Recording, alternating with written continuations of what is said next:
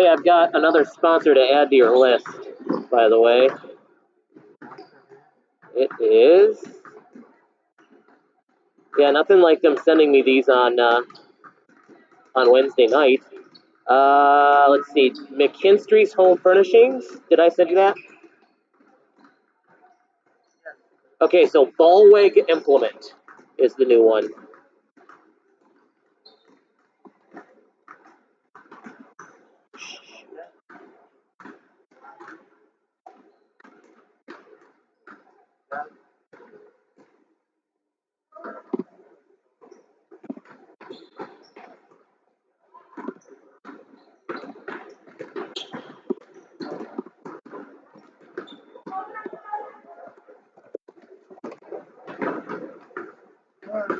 Oh, come on. 712. Yeah, just a second.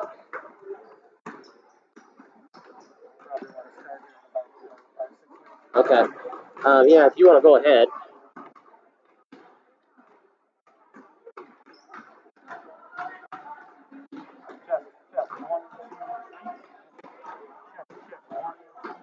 Can you turn number 2 down on the headphone thing? No, on the, yeah, just a little bit. Oh, not all the way down. There, no.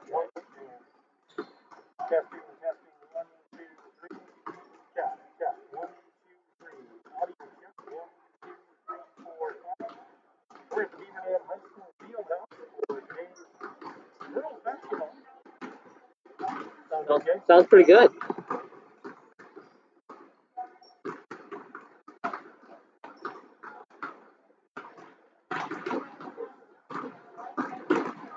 That's all the way down for now. Stupid thing.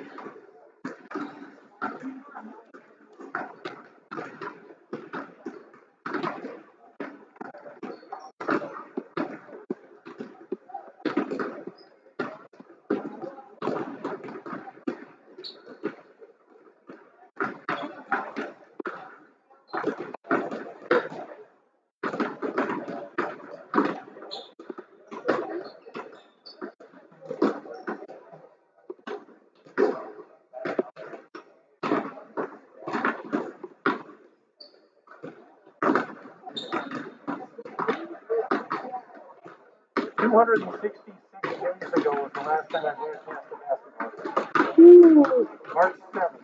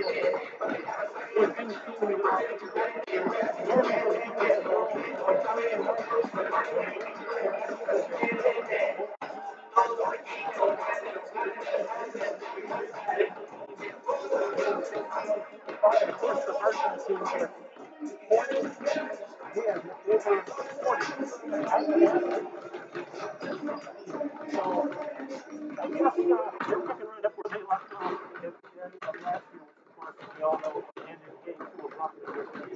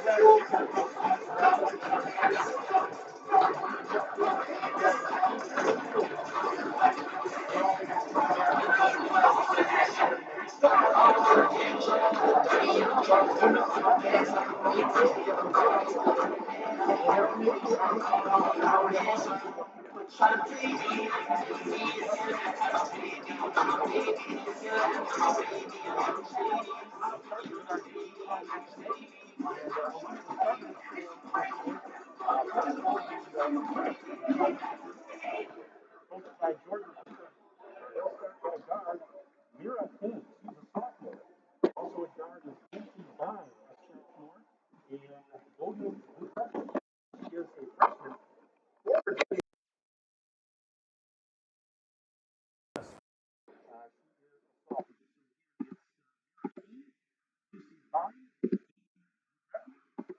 Taylor and Emma Spooner are the starters for the Panthers.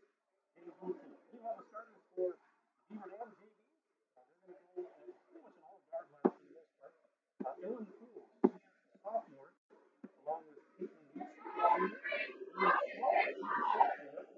Layla Ashley, the junior, and rounding out the starting five for Beaver Dam. Hopefully, Poole. See in your video, really, Beaver Dam in their home white jerseys and shorts, green, yellow numbers and trim, Plymouth in black jerseys and shorts, orange numbers and trim, and something new this season because of the pandemic, no jump ball. The visiting team is awarded the ball to start the inbound at midcourt opposite the table. They're also getting possession back after no jump ball. This year, Plymouth with the basketball to start. Beaver Dam remains on defense, and the whole portion of the season is now underway for Beaver Dam, and their points still to do that.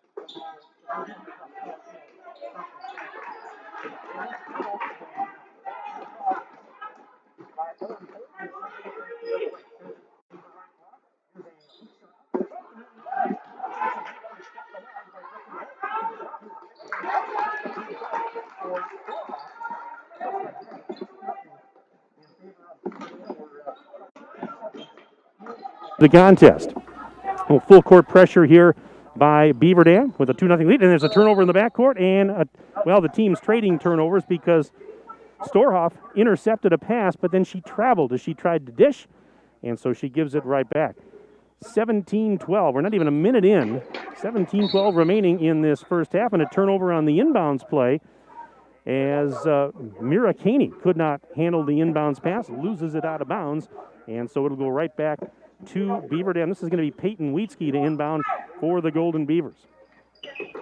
Wheatsky sends it in, and Holt takes it. Return feed to Wheatsky left of the circle. She'll dance to the top of the key, gives it back to Holt, trying to go left baseline, but ran into traffic there.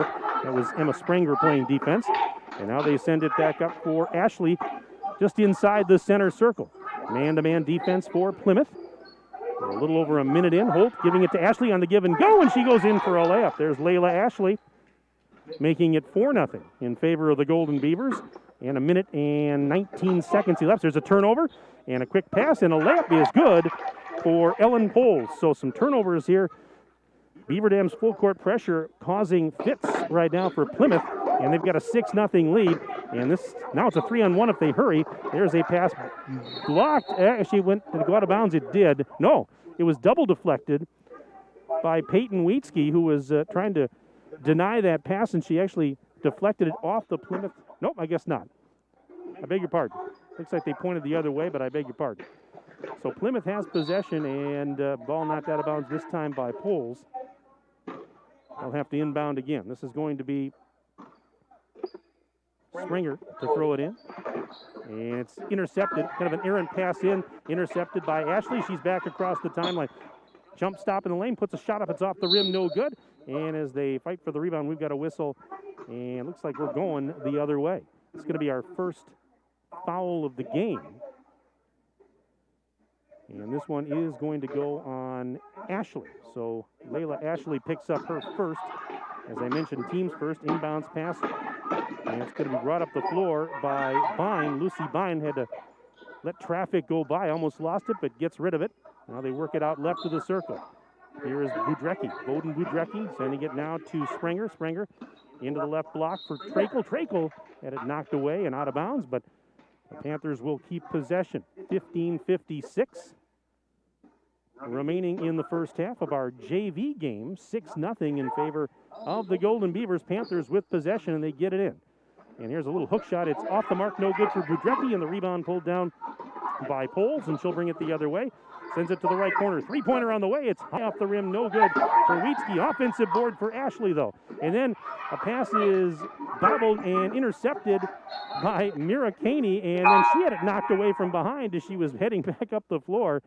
All the way into the curtain it goes, out of bounds, and the Panthers are going to keep possession. And a substitute here is Olivia DeStefano, freshman, checking in now for Coach Allie Wilkie and the Beaver Dam JVs. And we've got a traveling violation here on Taylor Trakel. Another sub coming in now for the Golden Beavers is Mackenzie Gritzmacher. She is a freshman. So we get some fresh bodies on the floor with just about 2.5 minutes gone in the first half of our JV game. 6-0. Its score remains in favor of Beaver Dam. And there's a pass into Holt. Holt double team, kicks it out. Here's a three on the way for Wheatsky, buries it. So Peyton Wheatsky from downtown hits the first triple of the game. It's 9-0 in favor of Beaver Dam. We're not quite 3 minutes into the first half. Now we've got a blocking foul here. Going to be the second foul of the afternoon on the Golden Beavers. This one's going to go on Ellen Poles. That's her first. As we have a sub coming in now for Plymouth. Haley Batzner, a freshman, reports in. Panthers just trying to get on the board here. And they get it in. This is Trakel. Trakel driving and kicks it back out beyond the arc. Three's on the way. It is good. Haley Batzner comes in off the bench. Instant offense. She hits the triple.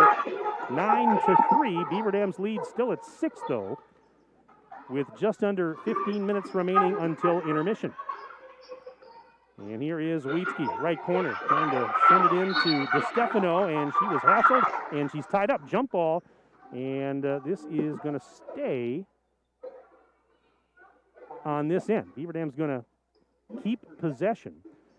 So DeStefano will throw it in on the baseline to our left. That pass in. Wheatsky for three. Off the rim, no. And a long rebound tracked down by Batzner in the left corner. Bounce pass gives it back to Trakel. Trakel now leaves it for Mira Caney, and Caney will trot through the center circle. Here's Caney being guarded by Poles, and Poles looks like they're going to get her for contact, trying to block the shot. And that is a foul on Ellen Poles. That's her second personal. It's also the third team foul, and that's going to put Mira Caney at the free throw line. And the first of two is up. It is off the rim, no good. More subs coming in.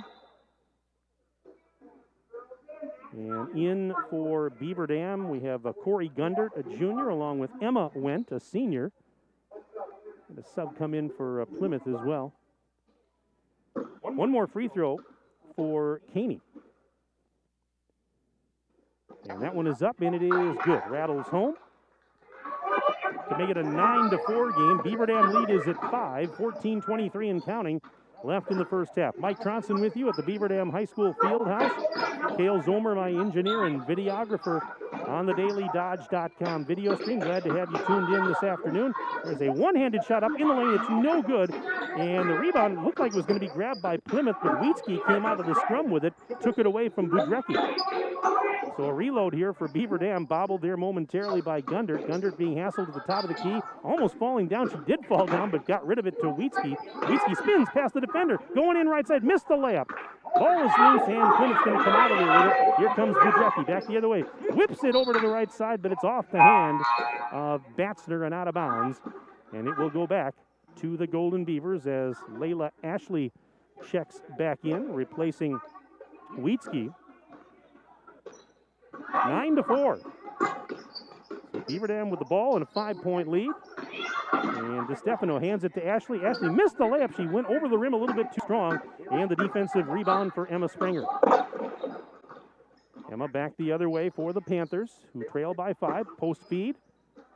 And getting rid of it was Haley Knuth, who had just checked in, a sophomore. No, a turnover.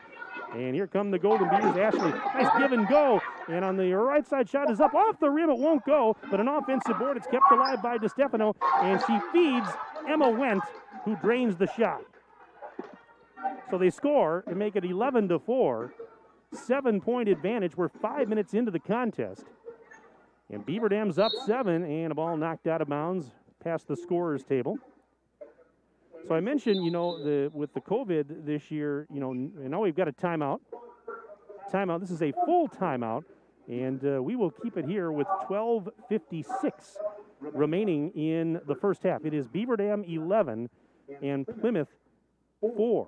So I mentioned that there are no jump balls this year. The visiting team is awarded the ball to start the game. They inbound at midcourt opposite the scorer's table. It's alternate possessions after that. Now, if a game goes to overtime, they will flip a coin to determine who gets possession to start the overtime. Also, I'm told there are timeouts. The first dead ball under 9 minutes of each half, that's for sanitizing. And, of course, all the players, as you probably see on the video screen, have to wear a mask. I mean, anybody in the building is wearing a mask. Let's put it that way. Coaches, players, media. I mean, we've all got masks on, and so that's just the protocol that we're going to be following. Off the timeout, Plymouth with a basketball, and we're going to have a reach-in here on Beaver Dam's Mackenzie Gritzmacher, the freshman. That's going to be the 4th foul of the afternoon on the Golden Beavers and the first personal on Gritzmacher. And the inbounds pass is bobbled by Batzner, and Wendt will pick it off and send it ahead to Ashley. Here comes Ashley into the front court, high on the left side. Driving right, sends it out right of the circle. There's a three-pointer on the way. It is off the back rim, no good for Corey Gundert. And the defensive board pulled down by Budrecki. Budrecki lost it, had it knocked away. And off the turnover, here comes Gritzmacher. And she lets traffic catch up. Left of the circle, Gritzmacher being hounded. And now we've got contact, and what do we got? We got a foul as Wendt was battling. It was a pair of 21s battling each other, Wendt and Budrecki. And they're going to get Budrecki for contact, her first and Plymouth's first foul of the game. Gundert inbounds. Ashley left corner. Nice pass. Wide open for an easy layup is Cora Wendt. 13-4. I mean, there was nobody on Wendt. She was open on the back door, and it's now a 9-point Beaver Dam lead. There's a block shot, and ball's up in the air. It's loose. They're fighting for it. Still loose, and now actually that was Emma Wendt falling down, got it to Gundert, and then Gundert's pass intended for Ashley was deflected out as they were running the fast break. Beaver Dam's going to keep possession as we got subs coming in now. Ellen Poles returning, actually, for Beaver Dam. Rhea Fox, a freshman, has checked on for Plymouth, and head coach Jordan Pieper. Just under 12 minutes left in the half, 13-4. So Beaver Dam JVs with a 9-point advantage early. And this is Gundert out in three-point land to the top of the key now. Feeds Wendt. Wendt back to Ashley, right of the circle. Dances inside the bubble. Now sends back out.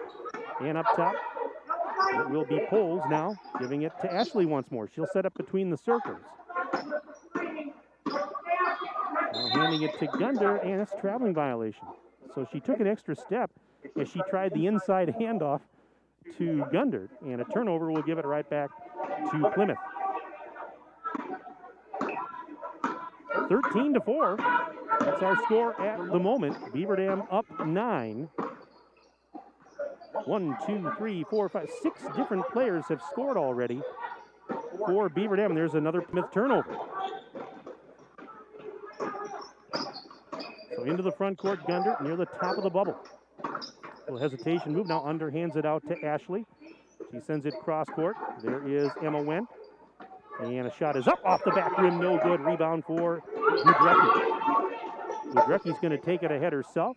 And sends it out to the left side. And a traveling violation on Rhea Fox.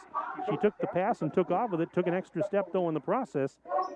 And it will go back to Beaver Dam. 10:52 left in the opening stanza.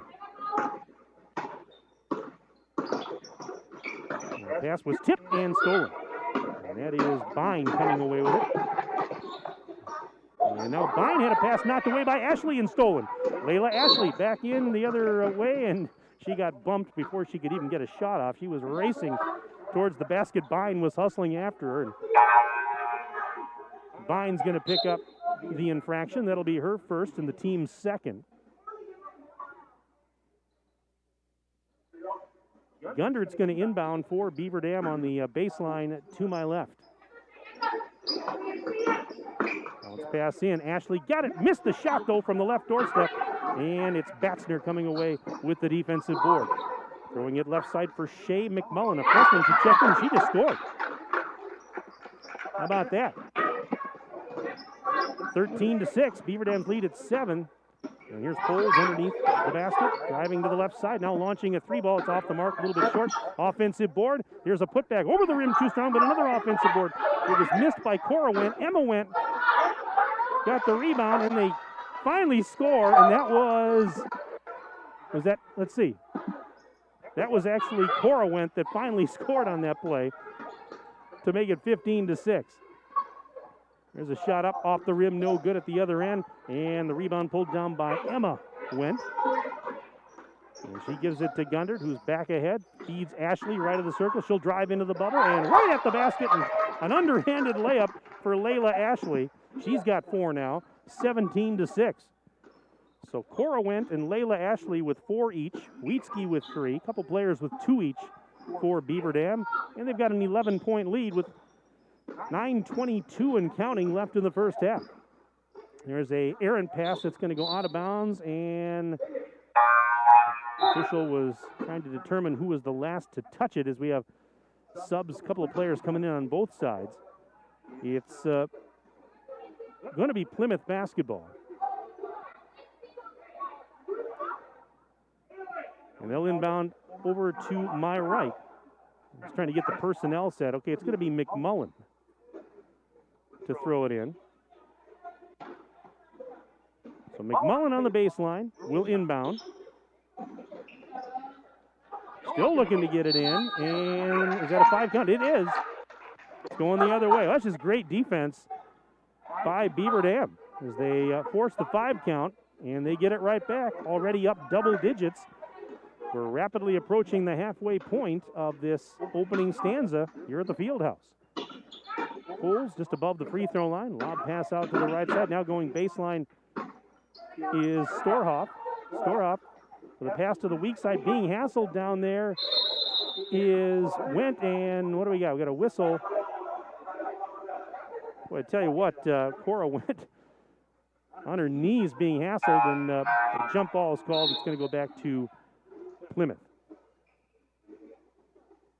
You think about, you look at this Beaver Dam JV team this year, and as we get more personnel set here, I don't know, is loaded the right word? But I tell you what, there's some talent and some depth on this Beaver Dam squad, this JV squad this year, because you've got several players that have varsity experience from the previous seasons as the ball knocked out of bounds. And they're not on the JV team. It's not because of lack of talent. It's just that the program as a whole right now is very, very deep and very talented. So, there's a whistle and a foul here. We'll catch who that's on. It's going to go on Poles, and that's her third. So Ellen Poles just picked up her third personal, fifth team foul. But yeah, I mean, another ball goes out of bounds. You look at this JV team, and you see a couple names on here that have played varsity in the past. Layla Ashley, Peyton Wheatsky, the Wentz sisters. And again, it's not lack of talent. That's not why they're listed on the JV roster. It's just that there's so much talent right now, program wide here, that there's only so many spots on the varsity right now.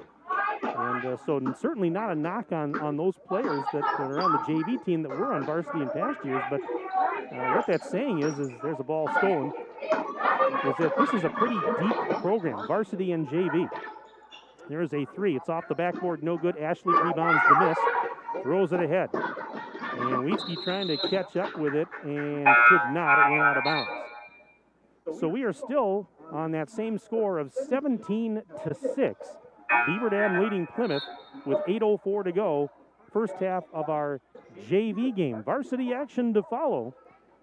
That will tip off about 20 minutes after the conclusion of this JV game, and around 1:30-ish or so.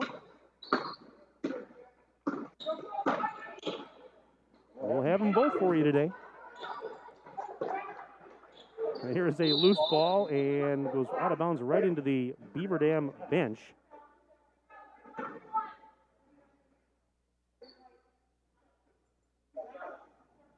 Plymouth's going to keep possession here. And the inbounds pass is sent around to the right side, and double teamed was Budrecki, and finds her teammate Mira Keeney, who put a shot up, went off the rim, no good, out of bounds, and last touch by Plymouth. So Beaver Dam will get possession once more, leading by 11. I mentioned that the Plymouth JV team dropped their season opener Tuesday night to Valders 49-33. Beaver Dam's JV, a winner at Portage on Tuesday, 61-45. There's a three-pointer that was well short, but an offensive board, a putback, count it. And that was Storhoff to make it 19-6, Beaver Dam.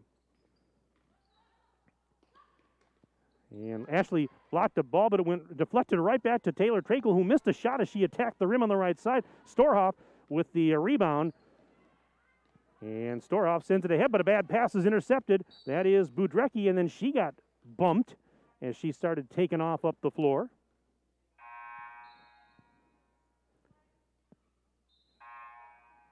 And now Gundert coming back in as Ashley's going to get a breather.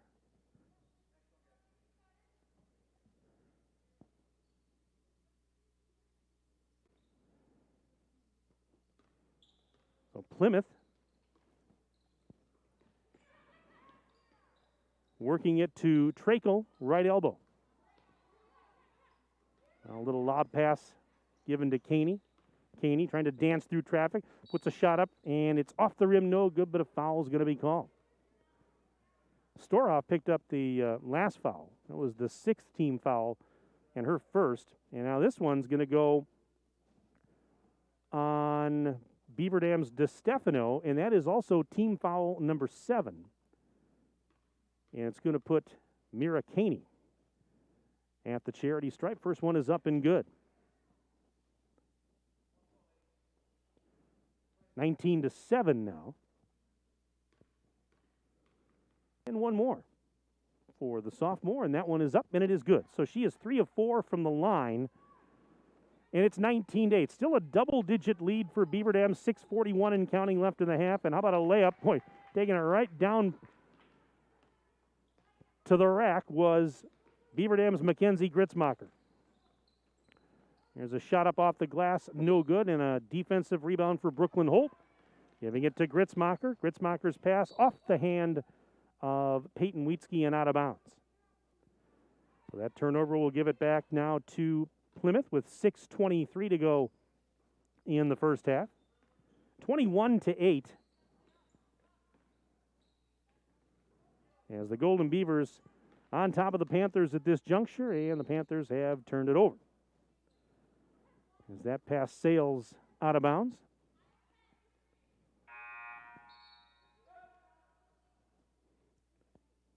And a substitute here as Haley Batzner checks back in now for the Panthers. We talked about, all the players, the officials, coaches, media, everybody wearing masks this year as Holt in the left block kicks it out. Three's on the way. It's too strong for DeStefano, but an offensive board. It's kept alive by Wietzke.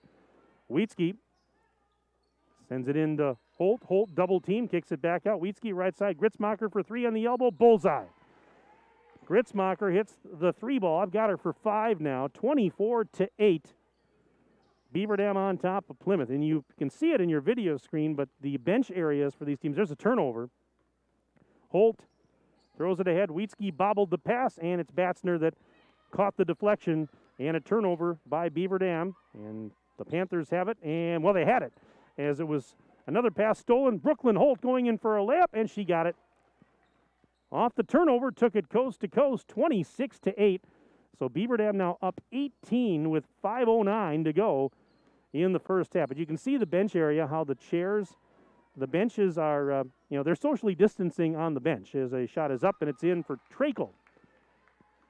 Finishes with a right hand, 26-10.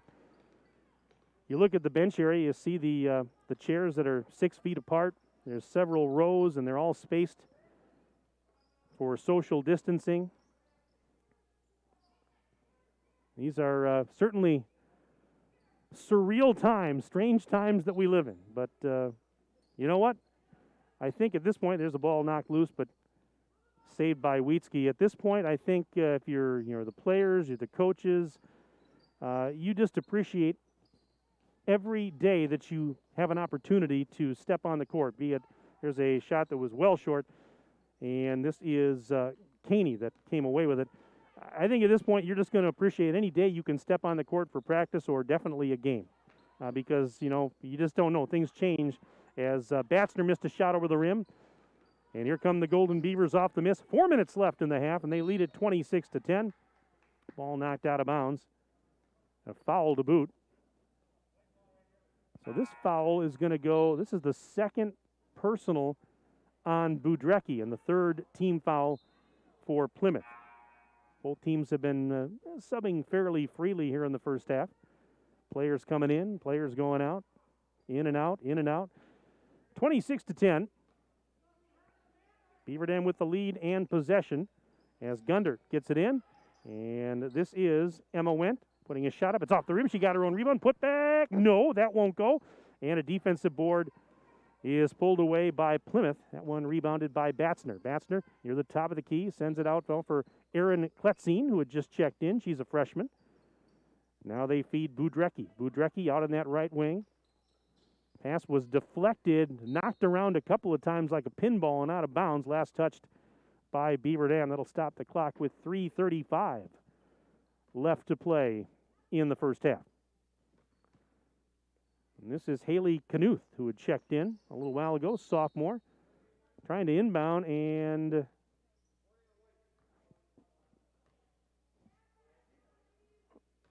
we have not a foul here. The ball's inbounded and taken by Batzner. Batzner double teamed. She's in trouble. Gets rid of it to Rhea Fox. Fox now finding Kletzine at the top of the arc. Sends it right side. Here's Budrecki. And now Batzner. Bounce pass to Kletzine. Kletzine's return feed up top. Bobbled by Fox, but she saves it. She's being hassled there by Wendt. Now Kletzine double teamed in the post. Little bounce pass to Batzner. Good defense here by Beaver Dam. Good man-to-man D, and boy, I tell you what, there's a turnover. Panthers just finding it tough to work it inside, and now Gritzmacher lost the handle on it. She was off to the races after that turnover, and as she got towards the baseline, a little indecisive and lost it out of bounds. 2:51 left to go in the opening half. JV action coming at you right now, 26-10. Beaver Dam girls on top of Plymouth. the Golden Beavers and the Panthers. Doubleheader action today, JV and varsity, here on DailyDodge.com. And that is a walk, on Budrecki. She was trying to go around to that left side and took an extra step. Ashley will bring it across the timeline for the Golden Beavers. Giving it now to Storhoff. Round the horn they go. Ashley, return feed up to the top of the key for Gritzmacher. Gritzmacher looking inside. And a nice feed from, I tell you that was Cora Wendt to Emma Wendt. Wendt to Wendt. Emma Wendt scores, and it's 28-10. And now off the turnover, here is Storhoff as she lets traffic go by, feeds Ashley out for 3 on the right side. No, it was a long 2, actually. Her foot was on the line, missed the shot. Storhoff with the defensive rebound, sends it to Gritzmacher, top of the arc, back to Ashley, right side. Under 2 minutes to play in the half. Ashley, bounce pass, and that is Cora Wendt. Getting rid of it, back to Ashley, now to Storhoff. She'll pop a 3. It's off the rim, no good from the top of the key. Ashley, the offensive board. Her putback won't go, and the defensive rebound for Budrecki.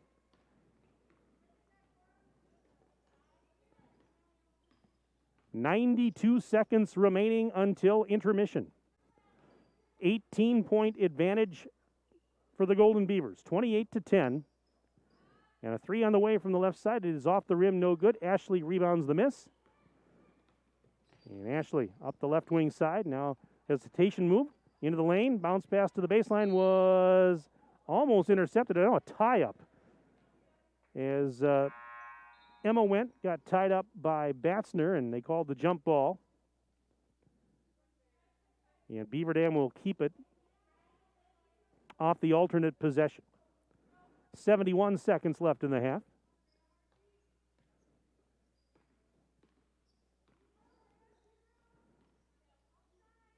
Here's a lob pass. Wendt, right block, kicks it out. And a shot's on the way. It's well short for Wietzke. And the rebound for Budrecki. Budrecki, one-handed pass, nobody was home. Now there was a teammate in the corner, but pass was way wide of the intended target. And out of bounds it goes. Beaver Dam will take it off the turnover. And with under a minute to play in the half now, it remains, at least for the moment, 28-10, Golden Beavers over the Panthers. And there's another layup, make it 30-10. As Cora Wendt has now got 6 points in the game. 20-point lead, half a minute to play until intermission.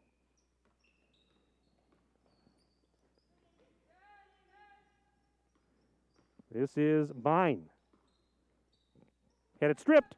Wietzke throws it ahead. Ashley, layup, a little bit short for Ashley. And Batzner the rebound. One hands it ahead, 9 seconds left in the half. 2-on-2 the other way. Here's Knuth.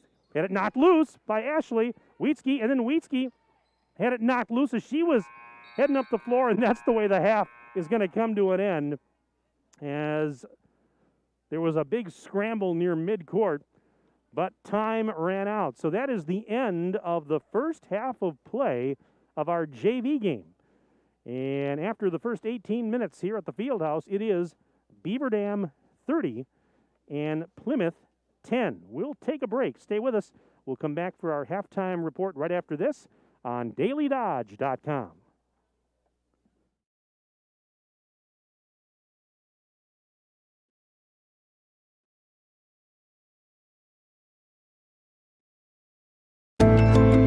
Hi, this is Dr. Adam Forster at Columbus Family Dental. If you've been unhappy with your smile, it's time that you come and see us. Our team of doctors are waiting to help you get your smile back. We'll take the time to talk with you and treat you like a member of our family, not just another number. Whether it's a whole mouth makeover or simply a little tweak, we'll find the right solution that fits you. For your free, no-pressure consultation, call us today at 623-5559.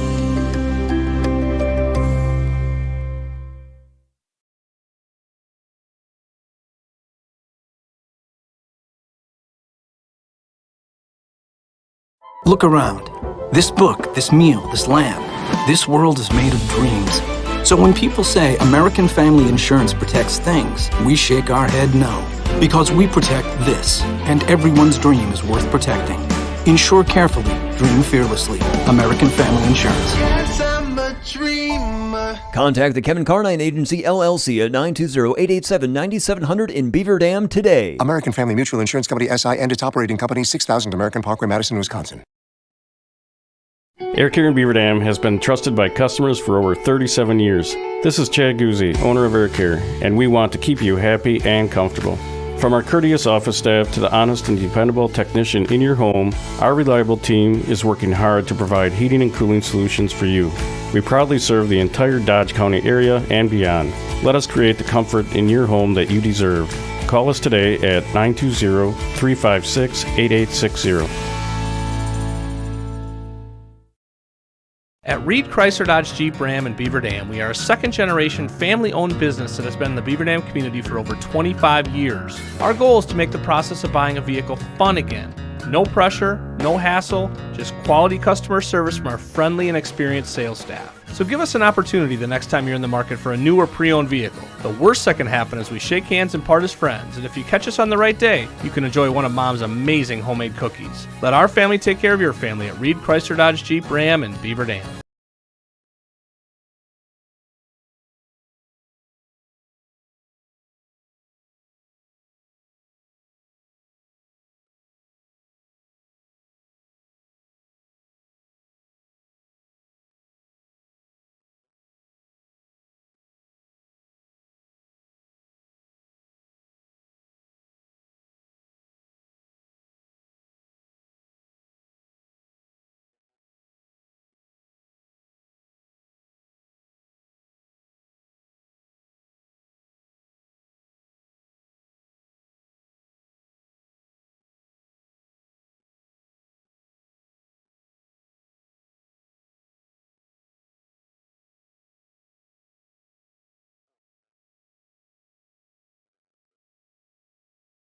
More and more these days, it feels like sports are losing out to hype.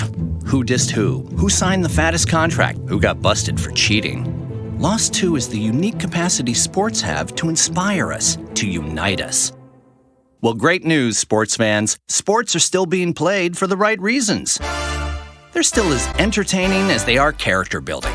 You just have to know where to find it. And you only have to look as far as your local Wisconsin high school. You know, the place where the games are exciting, concessions are affordable, and the parking is free. Where the emphasis is on hustle and heart instead of hype.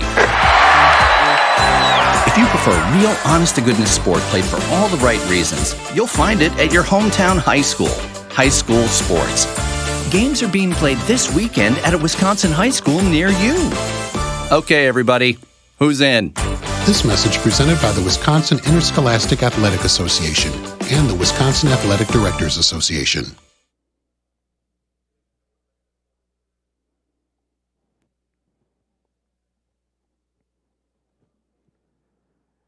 We have reached halftime of our JV game here at the Beaver Dam High School Fieldhouse. And at the break in JV action, it is Beaver Dam leading Plymouth by the score of 30-10.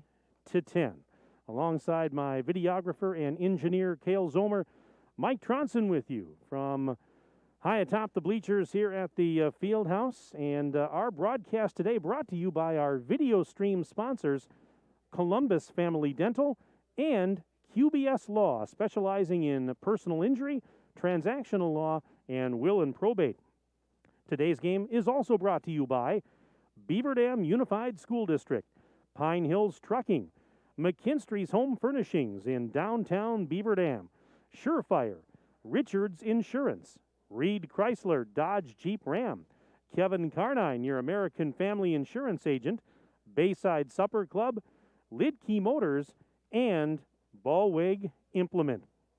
So a 20-point lead for the Beaver Dam JV team at the break. Let's run down the first half scoring for you. For Plymouth, they were paced by Haley Batzner and Mira Caney, each with 3 points. Batzner came off the bench and drained a 3-point shot early on. Mira Caney was 3 of 4 from the free throw line. So each of those players with 3 points each. Taylor Trakel and Shay McMullen, I've got them for 2 points each for Plymouth. Meanwhile, on the Beaver Dam side, 1, 2, 3, 4, 5, 6, 7, 8 different players have scored for the Beaver Dam JVs so far in this one. Leading the way, Cora went with 6. I've got Mackenzie Gritzmacher for 5, including a 3-point basket. 4 points for Emma Went, another 4 for Amy Storhoff, and Layla Ashley with 4. Peyton Wietzke hit a triple, so she finished the half with 3. And a couple players I've got for 2 points each, Ellen Poles and Brooklyn Holt with 2 points each for Beaver Dam. But again, 20-point advantage here at the break. Of course, coming up a little bit later on, about 20 minutes after the conclusion of our JV contest, we'll have the varsity game between these two schools, the Plymouth Panthers and Beaver Dam. Going to be going at it on the varsity side of things. Each team with 1 game under their belts so far. And those of you that follow Beaver Dam, you probably heard by now that they had a rather easy time of it on Tuesday night at Portage, 96-16, as the Golden Beavers knocked off Portage in their season opener on Tuesday night. Beaver Dam started that game on a 53-0 run. And lights out. You talk about lights out. It was lights out on Tuesday night as the Golden Beavers cruised to an easy victory. Not so easy for Plymouth on Tuesday night. They played a good game. They battled hard against Valders, but it came up a little bit short. 39-32 was the final on Tuesday night as the Panthers opened their season on the road at Valders. So this is game number 2 on the young season for both the JV and varsity squads for these two schools. But we'll have that varsity game coming up for you in just a little bit. And I had a little bug in my ear, but something to keep in mind heading into the varsity game today, and that is the fact that Beaver Dam's Maddie Wilkie, she needs 19 points to become the program's all-time leading scorer. So we could see history this afternoon as, again, Maddie Wilkie now 19 points away from becoming the program's all-time leading scorer. She needs 18 to tie Cassidy Trotter and 19 to become the new record holder. Cassidy Trotter finished her career with 1,159 points for the Golden Beavers. 18 more for Wilkie will tie the record. 19 will break it. So we're going to have to keep an eye on that as we head into the varsity game. Hey, if you'd like to send me an email today, I'd be happy to give you a shout-out on the broadcast during the JV game, and also as we head in to the varsity game. Why don't you send me an email at wbevsports@hotmail.com. Send me an email, wbevsports@hotmail.com. You can send me an email, and I'd be happy to give you a shout-out on the broadcast. Send me your name and where you're watching from today and who you're cheering for, and we'll make it interactive on the broadcast today. And I've got Cale Zomer, my videographer. You're not going to let that die. He said hashtag Tronson halftime trombone show. Cale Zomer, for those of you that don't know Cale too well, great guy. He's on a kick right now. He's been on a kick for the last 3-4 months to have me bring my trombone to a sporting event, whether football, basketball, doesn't matter, when the pep band is actually here, and have me sit in with the pep band, since I play trombone and have for many years. And he would like me, and I think it'd be fun. In fact, when the pep band is allowed back in, Cale, I'll see what I can do. All right? I'll see what I can do when we have bands and fans back in the stands here. So anyways, we're going to start the second half. Beaver Dam leading Plymouth by the score of 30-10. They'll switch it up in the second half. As you see on the video screen, Plymouth will go right to left and Beaver Dam left to right across your video screen. Panthers have the ball to start this second half, but they've got some ground to make up. And boy, the seas parted, but the layup missed by Springer. Boy, she had the Red Sea just parted. She went right down Wisconsin Avenue, everything but the finish, and Beaver Dam comes away with it. And so we are now underway in the second half. And this is Storhoff. Amy Storhoff, that's the younger sister of Kirsten Storhoff, who played on the Beaver Dam team a few years ago. So carrying on the legacy of her older sister, now in the program and playing some ball. Here's Ashley for three. Missed it over the rim too strong. And offensive rebound. Nope, Ellen Poles, she was trying to grab the loose change and she bobbled it. Could not handle it cleanly. It goes out of bounds and back to Plymouth. Beaver Dam will put on the full court pressure. And now Plymouth will have to get it across, and they do. And this is Budrecki. Pass into the left block. There's a shot up, and it's in for Mira Caney. So Caney now up to 5 points, 30-12. And a three-pointer no good for Brooklyn Holt. Offensive board putback, that's no good, but Poles, I believe, got fouled down there. And she did. So she's going to earn an all-expenses-paid trip to the free throw line. That's our first foul of the second half. It's the second personal on Bine. And here's Ellen Poles at the line. First one is up, and it is good. 31-12.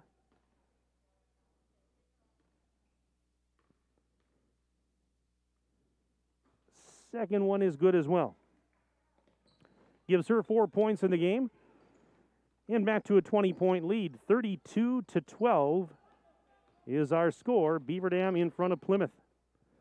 Poles now knocking a pass out of bounds that was intended for Budrecki, but the Panthers will keep possession.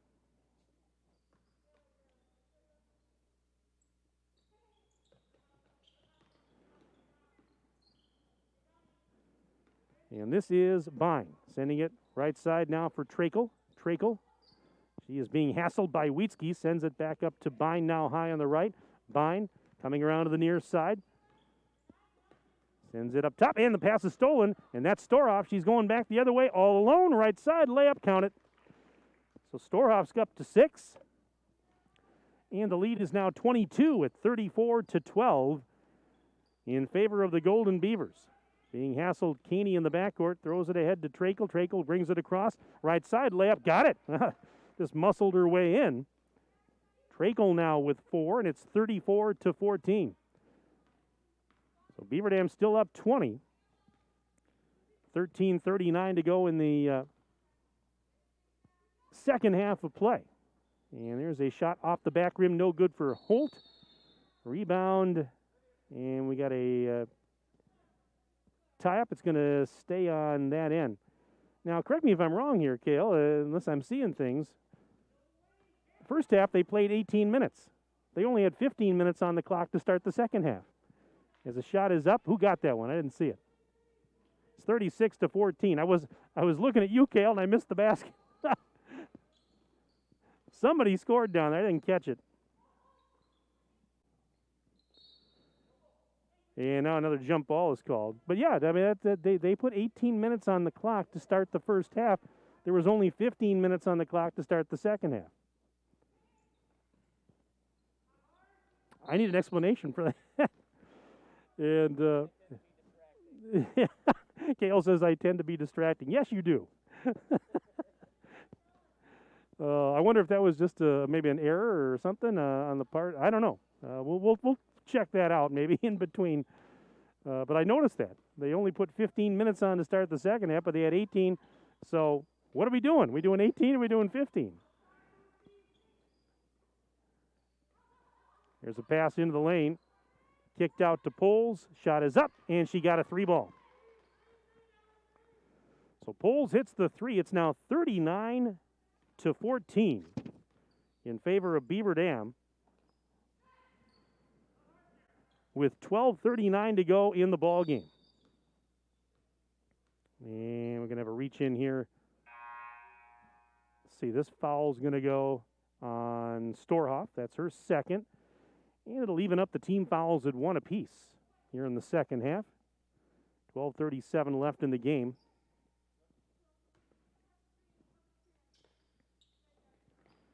And a bounce pass in, and it's taken by Batzner. Batzner then had it intercepted. Storhoff throws it ahead, and this is another pass intercepted as Wheatsky was trying to go weak side to Poles. And now another turnover as Wheatsky takes it back and feeds Poles on the right side. Well, the team's trading turnovers here. And Beaver Dam comes away with it. This is Wheatsky, left of the circle, sends it up top for Storhoff. Lob pass, right corner. Holt's going to go baseline, sidesteps the defender, missed the shot, got her own rebound, and then it's taken away at the last second by Lucy Bine. So Bine just ripped it away from Holt, and here is a pass that is grabbed by Springer, and she tried to muscle her way down to the baseline and lost it in the process. 11:54 left to go in the ballgame. And it's 39-14 as Beaver Dam has the lead and possession. Wheatsky in traffic, kicks it to Gritzmacher, left corner, back up now to DiStefano. They go around the horn, right side. Here's Wheatsky. Back to the top of the arc.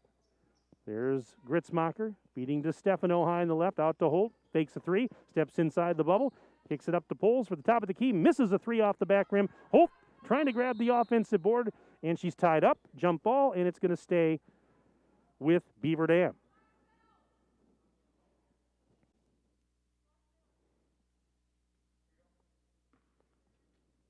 So the Golden Beavers inbound.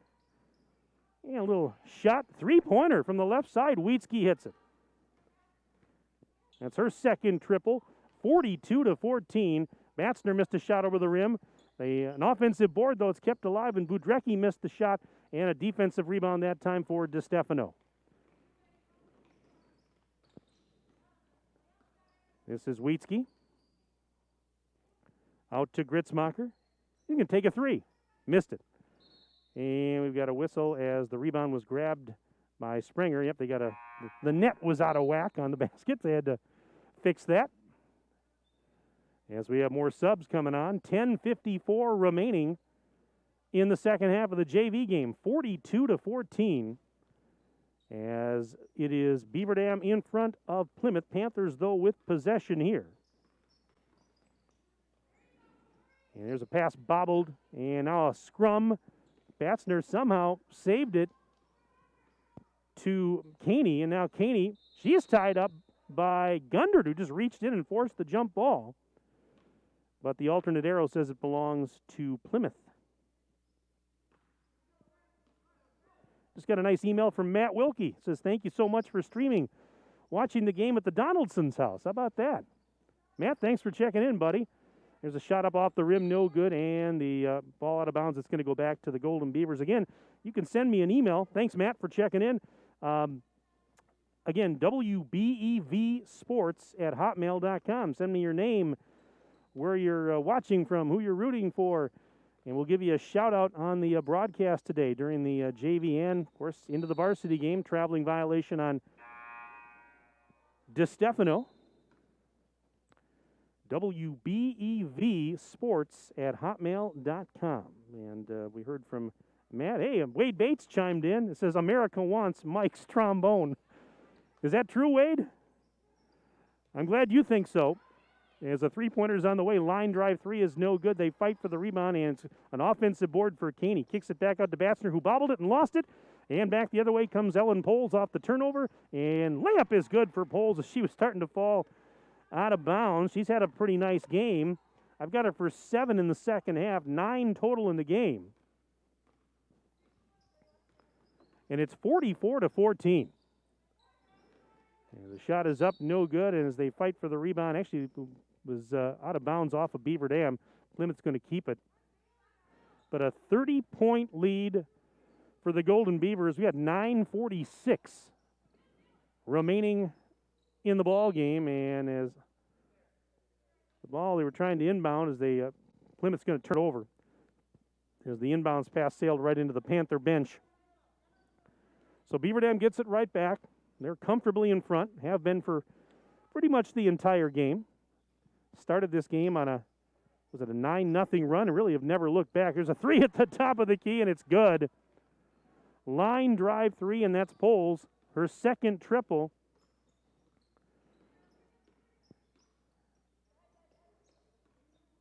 She's now up to 12 points. 47-14. So Beaver Dam in command as we have 9:14 to go. Whistle.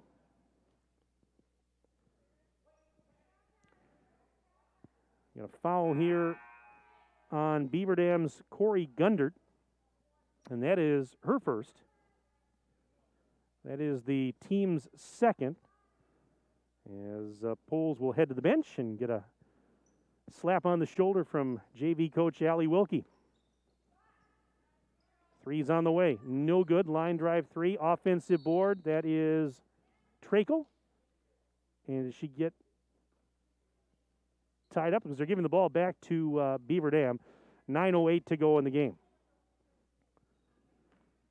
Yeah, we are glad to be back broadcasting, but boy, folks, we wish you were here with us. And we look forward to the day, hopefully very soon, that you're all back in the stands here with us in the field house. And here's a ball off the hands of Gundert and out of bounds. Turnover. We'll give it to Plymouth.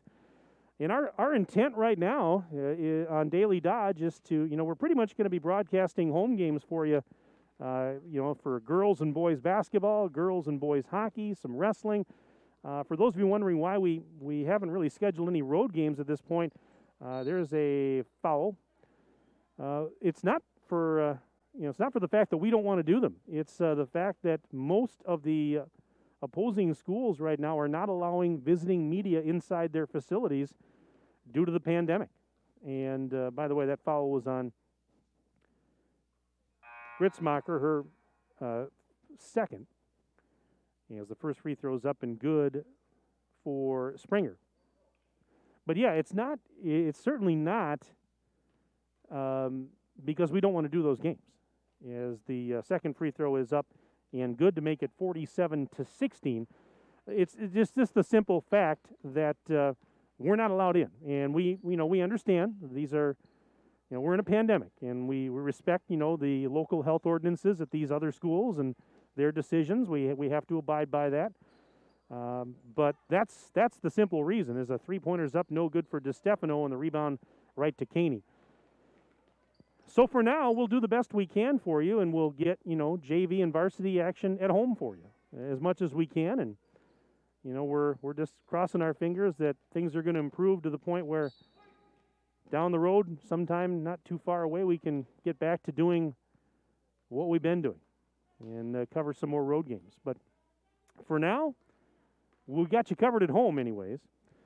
With 8 minutes left in this one, it's 47-16. Beaver Dam with a big lead, and here is Gritzmacher's three from the right corner, too strong. Over the rim it goes, and the rebound was pulled down by Springer. Emma Springer giving it now to Trakel. Trakel inside the arc, sends it out to Caney, and then on a return feed, Trakel hit the deck, and the ball's actually going to go back to Beaver Dam. 7:33 now remaining in this ball game. And it's still 47-16. And there's a missed shot by Gritzmacher. And the rebound pulled down by Trakel. She's going to trot it back the other way. And missing a shot is Budrecki, and the rebound was grabbed out of there by Beaver Dam. That was DeStefano. And now here's Gundert in traffic, left side, forces one up. It's off the rim, no good. Rebound this time for Springer, and she'll bring it back the other way. With just under 7 minutes to go in the JV game as Trakel lost the handle on it and trying to save it from going as they do. Now a fadeaway three is good. Wow, are you kidding me? That one is Budrecki that hits the fall-away three over on that left side to make it 47-19. Yeah, Beaver Dam still with a big cushion here. As the three's on the way for DiStefano, missed it short off the front of the rim. Defensive rebound, Springer.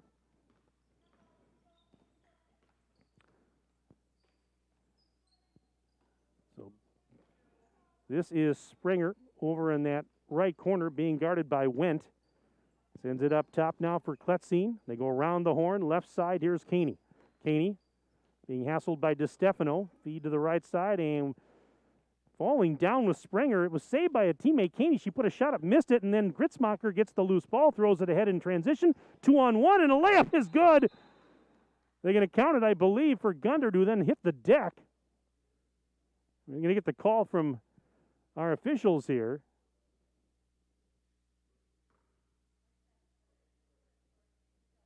Did they count it? Yeah, or they did not. No. So it's 49-19. There was confusion there. We'll see if they were going to count that bucket. And they did not. So Plymouth gets it back. But it's still a 30-point game. And here's a pass that was tipped but saved by Budrecki. Feeds Springer on the left block. Spins. Shot is up over traffic. No good. Rebound, and it's grabbed out of there by DiStefano, and she'll send it ahead on the lob to Ashley. 3-on-1 if they hurry. Ashley bounce pass. Weak side. There's a layup. Easy. Ashley with a nice helper. And the layup wide open on the left doorstep was Cora Wendt.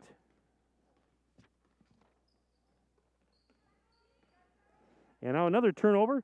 Ashley going to catch up to it and miss the layup.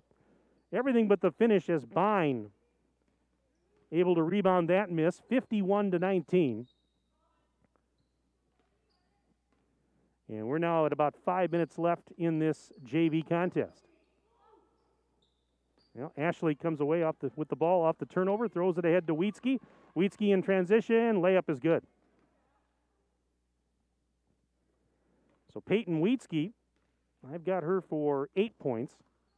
I did miss a basket earlier that I missed, but I was talking to Kale Zomer about something, and I didn't see you score, but the rest of it, I think we got it all pretty good. So hopefully I'm accurate for the totals I'm giving you. And there's a ball up and in for Springer. Got her for 4 in this contest. 53-21. Beaver Dam leads Plymouth, 4:18 to go. And that's a 3-ball for Wendt. Cora Wendt from downtown makes it 56-21.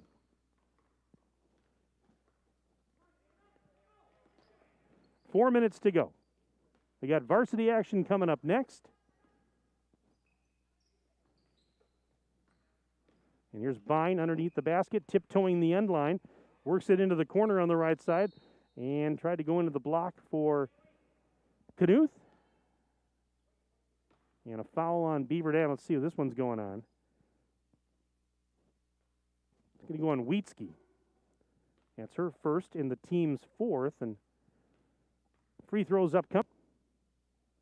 And the first one is short for Haley Knuth.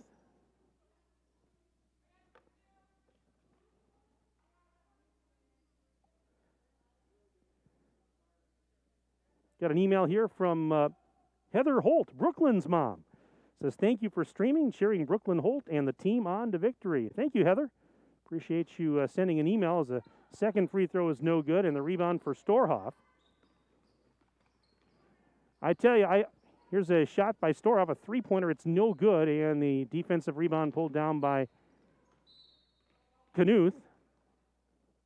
I really feel, I feel for all the fans that can't be here, but for you parents, I really feel for you. Parents and grandparents, siblings, I can only imagine how difficult this must be that you cannot be here in person. And so, hang in there, stay safe, stay healthy. I feel for you. Can't wait till you're back in the gym, and everybody else too. Here is Wietzke, line drive 3, no good. Rebound for Kletzine. Throws it ahead, but it was an errant pass. It's picked off by Emma Wendt. And now a three-pointer from the corner is good for Wheatsky. Just calmly drains the three. 59-21. Beaver Dam leads with 3:07 remaining in this JV game. Another email here, and Maddie Kinsey is watching the game quarantined from home, she says. Good luck, Golden Beavers. Maddie, I hope you're doing okay as a layup is in for Batzner. Thanks for emailing, Maddie. I appreciate it. I know your teammates wish you were here, but at least we can give you a little lifeline here today with the video stream. So, Maddie, take care. Hope you're healthy, and hope to see you back here real soon. Loose ball, and a jump ball finally is called as we had a fight for it. And the arrow is pointing to our left, which means it's Plymouth basketball. And this is Batzner. Batzner flips it into the lane for McMullen. McMullen had it knocked out of her hands. Now she drops to her knees, fighting for it along with Storhoff. And another jump ball. This time Beaver Dam will take it off the alternate possession. Again, you can send me an email today, wbevsports@hotmail.com. wbevsports@hotmail.com. You can send me your name and where you're watching from and who you're cheering for, and we'll give you a shout-out during our broadcast today. Pulls for three, and she buries it. 62-23 with 2 minutes left.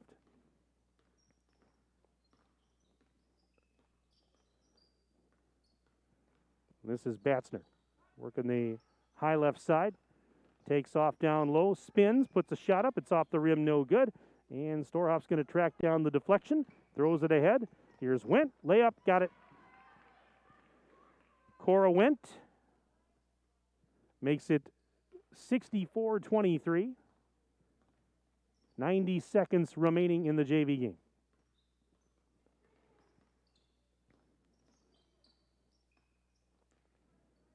Batzner being picked up by Gundert defensively. Gets rid of it now to Rhea Fox. Fox just above the free throw line, being hassled there by Wendt. Ball almost intercepted, and coming out of there, Batzner gets through traffic, lays it up and in. Batzner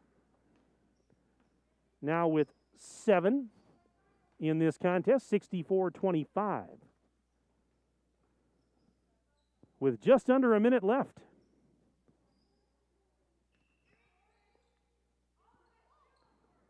And here is Gundert missing it over the rim. Rebound for Kletzine, and Plymouth will trot ahead with just 37 seconds remaining. And we got a traveling violation. Going to give it back to the Golden Beavers, but, well, right now with a 64-25 score, we've got the running clock. It's not going to stop. So we're going to just tick off the final few seconds here.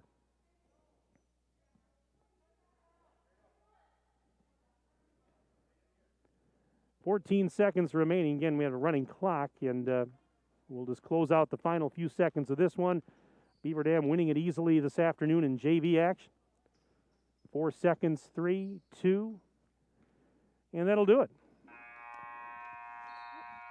64-25 is your final as the Beaver Dam JV team defeats Plymouth here this afternoon. So the Beaver Dam JVs, they go to 2-0 on the young season. Plymouth dropping to 0-2 on the JV season. I'll tell you what we'll do. We'll take a break. We'll come back. We'll give you some final numbers from this JV game. And, of course, we'll start to preview our varsity game, which comes up next as part 2 of our doubleheader. This is Beaver Dam girls basketball, and you're watching the video stream on dailydodge.com.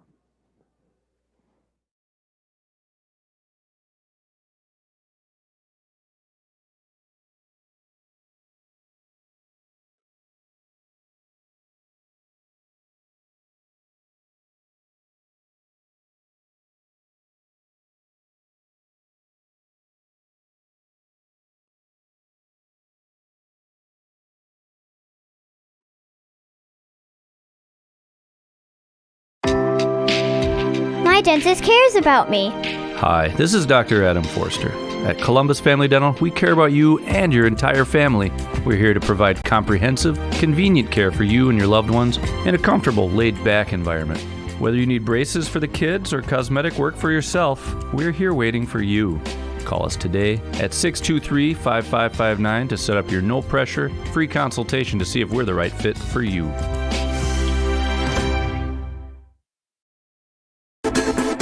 Fall yard cleanup is fast and easy when you call Fitz's Lawn Care of Beaver Dam. Leaves and brush will disappear fast. Call Fitz's Lawn Care for shrub trimming or power washing and have him clean out your rain gutters and downspouts too. And when the snow piles up, Fitz will plow it away. For fall cleanup and service for snow plowing this winter, call Fitz's Lawn Care. Fitz's Lawn Care of Beaver Dam. Fitz toll free at 887-885-4970. That's 887-885-4970. Look around. This book, this meal, this lamp, this world is made of dreams. So when people say American Family Insurance protects things, we shake our head no. Because we protect this, and everyone's dream is worth protecting. Insure carefully, dream fearlessly. American Family Insurance. Yes, I'm a dreamer. Contact the Kevin Carnine Agency, LLC at 920-887-9700 in Beaver Dam today. American Family Mutual Insurance Company, SI, and its operating company, 6000 American Parkway, Madison, Wisconsin. Air Care in Beaver Dam has been trusted by customers for over 37 years. This is Chad Guzzi, owner of Air Care, and we want to keep you happy and comfortable. From our courteous office staff to the honest and dependable technician in your home, our reliable team is working hard to provide heating and cooling solutions for you. We proudly serve the entire Dodge County area and beyond. Let us create the comfort in your home that you deserve. Call us today at 920-356-8860.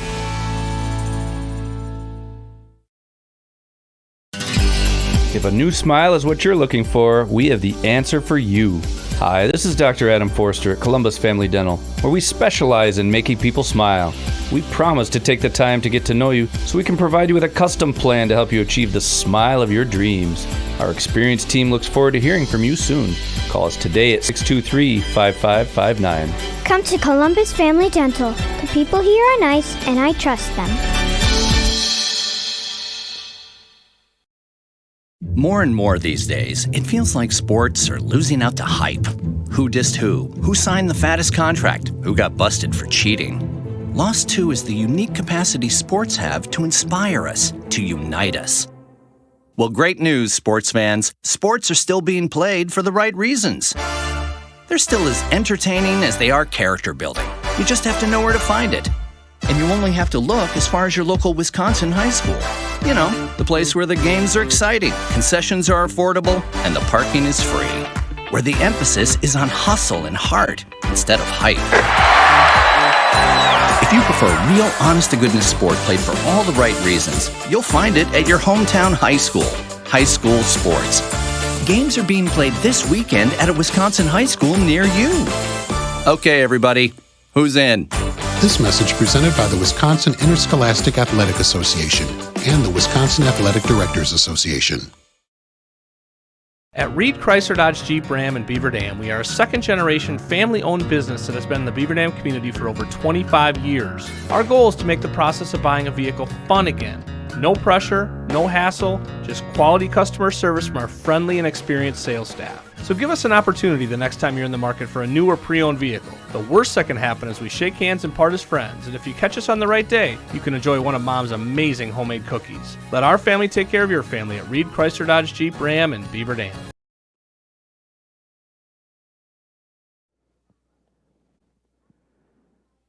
And once again, our broadcast here today on DailyDodge.com is brought to you by our video stream sponsors. That includes QBS Law, specializing in personal injury, transactional law, and will and probate, and Columbus Family Dental.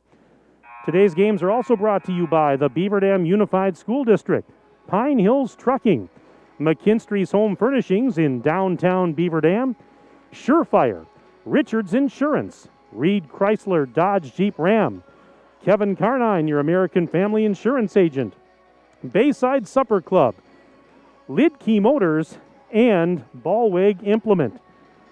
Final score again in the JV contest this afternoon. It was Beaver Dam knocking off Plymouth 64-25.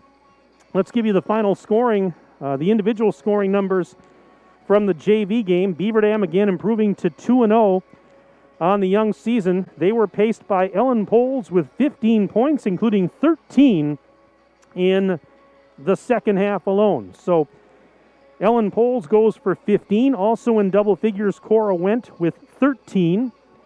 And Peyton Wheatsky with 11. So the Beaver Dam Golden Beavers with 3 players in double figures in the JV game. Anytime you can put multiple players into double figures, that's a recipe for success, no doubt about it. 8 points in the game for Amy Storhoff. Let's see here. We've got Mackenzie Gritzmacher with 5. 4 points for Emma Wendt. Another 4 for Layla Ashley. 2 points for Brooklyn Holt and Corey Gundert with 2 points apiece. And I did check the official scorebook just a moment ago. Those are accurate, folks. So count yourself lucky. I did pretty good for the first game back on the air in 266 days. We got the points correct. For Plymouth, they were paced in this one by Haley Batzner with 7, including a 3-point basket. 5 points for Mira Caney. Taylor Trakel with 4 and Emma Springer with 4.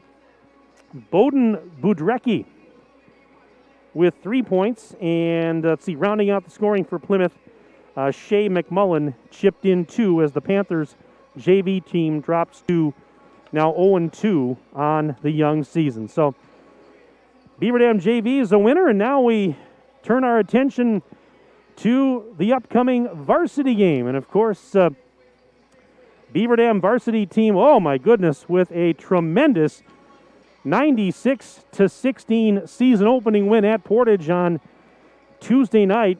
And Beaver Dam in that game had 4 players in double figures. Kylie Whitnable and Maddie Wilkie, 16 points each to lead the Golden Beavers. Avery Stonewall poured in 12 points in that game. Natalie Jens with 11. And my goodness, an 80-point victory for Beaver Dam to start the season. Now, granted, I know Portage is a team that has struggled in recent years, but that is mighty impressive to go on. I don't care who you're playing, where you're playing, to go on the road, season opening game, and you drop 96 points on your opponent, and you hold them to just 16. That's just crazy good, folks. Meanwhile, for Plymouth, they opened the season on Tuesday night with a 39-32 loss to Valders. In that game, the Panthers 12 of 52 from the floor. They were 8 of 17 from the free throw line. Here's a stat. They attempted 16 three-pointers in the game. They did not hit a single one. They were 0 of 16 from three-point land. Now I'm looking at the stats. These are stats from last year. Last year, Plymouth averaged 49.3 a game and allowed 48.5 per game. Meanwhile, Beaver Dam last year scored on average 69.5 points per game and allowed just 40 points per game. The last time these two teams played was a couple of years ago. It was a WIAA regional semifinal on February 22nd of 2019 in this building when Beaver Dam defeated Plymouth 78-23. In that game, Maddie Wilkie had 10. Allie Van Loo, who's now playing at North Dakota, led the Golden Beavers that afternoon with 15.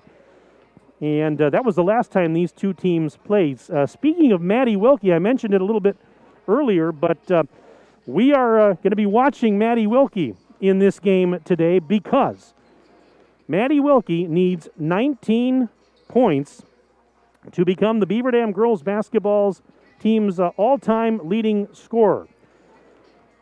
Cassidy Trotter, as of right now, holds the program record, the scoring record, at 1,159.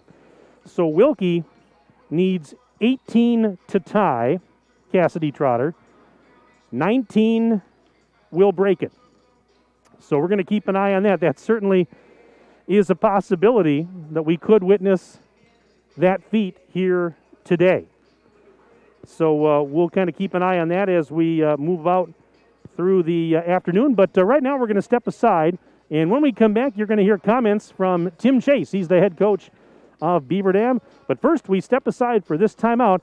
You're watching Beaver Dam girls basketball on DailyDodge.com. QBS Law in Beaver Dam and Mayville is a full-service local law firm. QBS's attorneys and skilled support staff are ready to serve all of your legal needs with a personal touch. QBS handles personal injury claims, workers' compensation, Social Security disability, business litigation cases, criminal, traffic and drunk driving cases, corporate and banking issues, real estate transactions, probate, estate planning, and more. Call QBS Law in Beaver Dam or Mayville, or visit them online at qbslaw.com. My dentist cares about me. Hi, this is Dr. Adam Forster. At Columbus Family Dental, we care about you and your entire family. We're here to provide comprehensive, convenient care for you and your loved ones in a comfortable, laid-back environment. Whether you need braces for the kids or cosmetic work for yourself, we're here waiting for you. Call us today at 623-5559 to set up your no-pressure, free consultation to see if we're the right fit for you.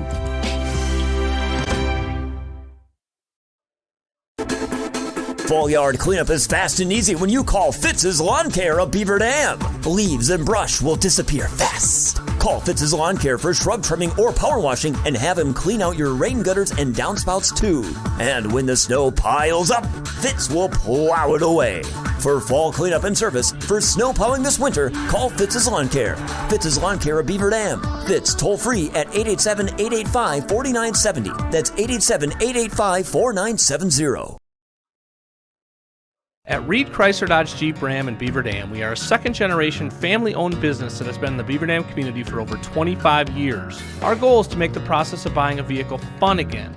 No pressure, no hassle, just quality customer service from our friendly and experienced sales staff. So give us an opportunity the next time you're in the market for a new or pre-owned vehicle. The worst that can happen is we shake hands and part as friends, and if you catch us on the right day, you can enjoy one of Mom's amazing homemade cookies. Let our family take care of your family at Reed Chrysler Dodge Jeep Ram in Beaver Dam.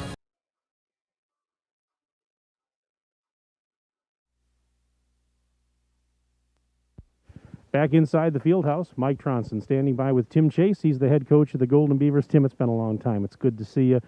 And your team already off and running one game into the season. It's funny because you and I were messaging each other about a week ago. You mentioned that going into the season, you were pretty excited about this team, liked the offense. You said the defense can get a little better. You only give up 16 points in the first game. I think the defense is just fine. What do you think? We had our moments where we were pretty good, but a lot of the baskets we did give up even in that game, we probably could have prevented. A little bit better communication, just in those kind of things that we got to fix. We got a lot of young players. We got to get used to playing together a little bit. But yeah, there's some things that we definitely liked about last Tuesday, but we certainly want to improve in some areas as well. Anytime you win a game, I don't care who you're playing and where you're playing, anytime you win a game by 80 points, you've got to be extremely pleased with all facets of the game. Yeah, like I said, I thought we had the right mental frame going into that game. Just getting ready to play, coming out aggressively, everybody sharing the ball extremely well. So I liked the process we had coming into the game, and then I liked the way we performed during the game. Your team is always about intensity. You always want to see your team go out there and get after it right from the get-go. This year we throw in the pandemic, and there was doubt, were you going to have a season? So I imagine that maybe even more so, these girls were just chomping at the bit to get out on the court and play somebody. Yeah, absolutely. I mean, we really didn't able to really do any scrimmaging until about 3-4 weeks ago. So, we had open gyms where like 2 kids had a basket and they were shooting. So they were certainly just wanted to play, I think, more than anything. Now that the season started, we had a full week of practice, and, this will be the second game during this week, and we got a pretty busy, 11 more games after today before Christmas. So we got a lot of playing, and hopefully we'll figure a lot of things out about ourselves, and hopefully things will carry on into 2021. You have some newcomers on the varsity this year. Start, if you can, and talk about your freshman group led by Gabby Wilkie, who's already got an offer from UW-Milwaukee.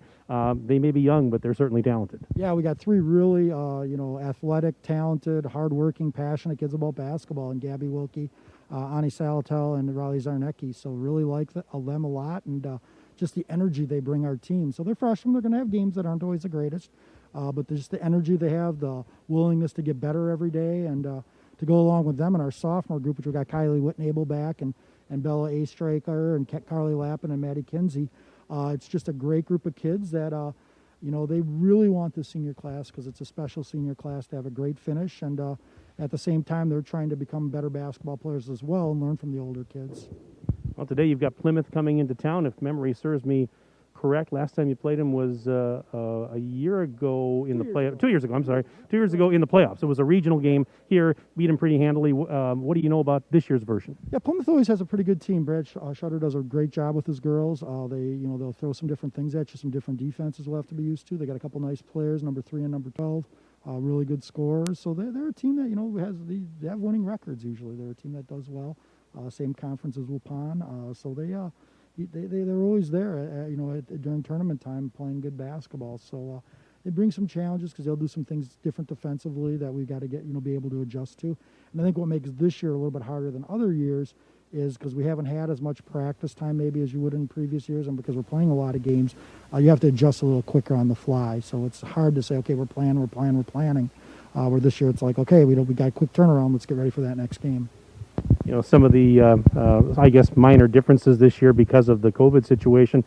For the most part, no jump balls, as I understand it, at the beginning of the game. Visiting team will be awarded the ball to start, and then alternating possession after that. Also, you can correct me if I'm wrong, timeouts. First dead ball under 9 minutes of each half for sanitizing. I'm not familiar with that one, I guess, but it could be. Yeah, it certainly could be. I guess during the timeouts on Tuesday night, I was more focused on that. Yeah, but no jump ball. I guess that it pretty much seems like basketball. It's not a bad rule, honestly, because, when we watch tape, sometimes the jump balls aren't always the most fair thing, always, because it's not always the easiest thing for the official to be perfect with that. It's a timing thing as well, so it's fine with that. That doesn't bother me, actually, at all, that they got rid of the jump ball. But, yeah, for us, it's, I was pleasantly surprised once we started practice how much it feels like same old, really, to us. What we're doing is about the same. How we're playing is the same. Our attitude's the same, our girls' effort. Our girls, I just can't say enough about our kids and how dedicated they are and how selfless they are as far as giving for each other and how they just want to come out and play basketball. And, and they really want to represent Beaver Dam in the best way they possibly can. There were no fans at the game the other night in Portage and no fans here at home. QBS Law in Beaver Dam and Mayville is a full-service local law firm. QBS's attorneys and skilled support staff are ready to serve all of your legal needs with a personal touch. QBS handles personal injury claims, workers' compensation, Social Security disability, business litigation cases, criminal, traffic and drunk driving cases, corporate and banking issues, real estate transactions, probate, estate planning, and more. Call QBS Law in Beaver Dam or Mayville or visit them online at qbslaw.com. Obviously, like I said, we're proud to represent Beaver Dam, and we want as many people from Beaver Dam to come out and support us who have all over the years. And for everybody who's out there, we certainly appreciate all the support that they've given us, and we'll try to play our best basketball for everyone. Great to see you, Tim. Good luck to you and the girls today. Thanks as always. Thanks, Mike. All right, that's Tim Chase, head coach of Beaver Dam. We'll step aside. We're back after this on dailydodge.com.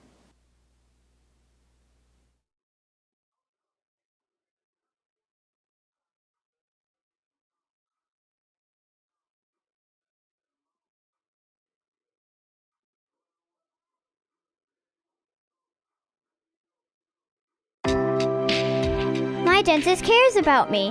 Hi, this is Dr. Adam Forster. At Columbus Family Dental, we care about you and your entire family. We're here to provide comprehensive, convenient care for you and your loved ones in a comfortable, laid-back environment. Whether you need braces for the kids or cosmetic work for yourself, we're here waiting for you. Call us today at 623-5559 to set up your no-pressure, free consultation to see if we're the right fit for you. At Reed Chrysler Dodge Jeep Ram in Beaver Dam, we are a second-generation family-owned business that has been in the Beaver Dam community for over 25 years. Our goal is to make the process of buying a vehicle fun again. No pressure, no hassle, just quality customer service from our friendly and experienced sales staff. So give us an opportunity the next time you're in the market for a new or pre-owned vehicle. The worst that can happen is we shake hands and part as friends, and if you catch us on the right day, you can enjoy one of Mom's amazing homemade cookies. Let our family take care of your family at Reed Chrysler Dodge Jeep Ram in Beaver Dam.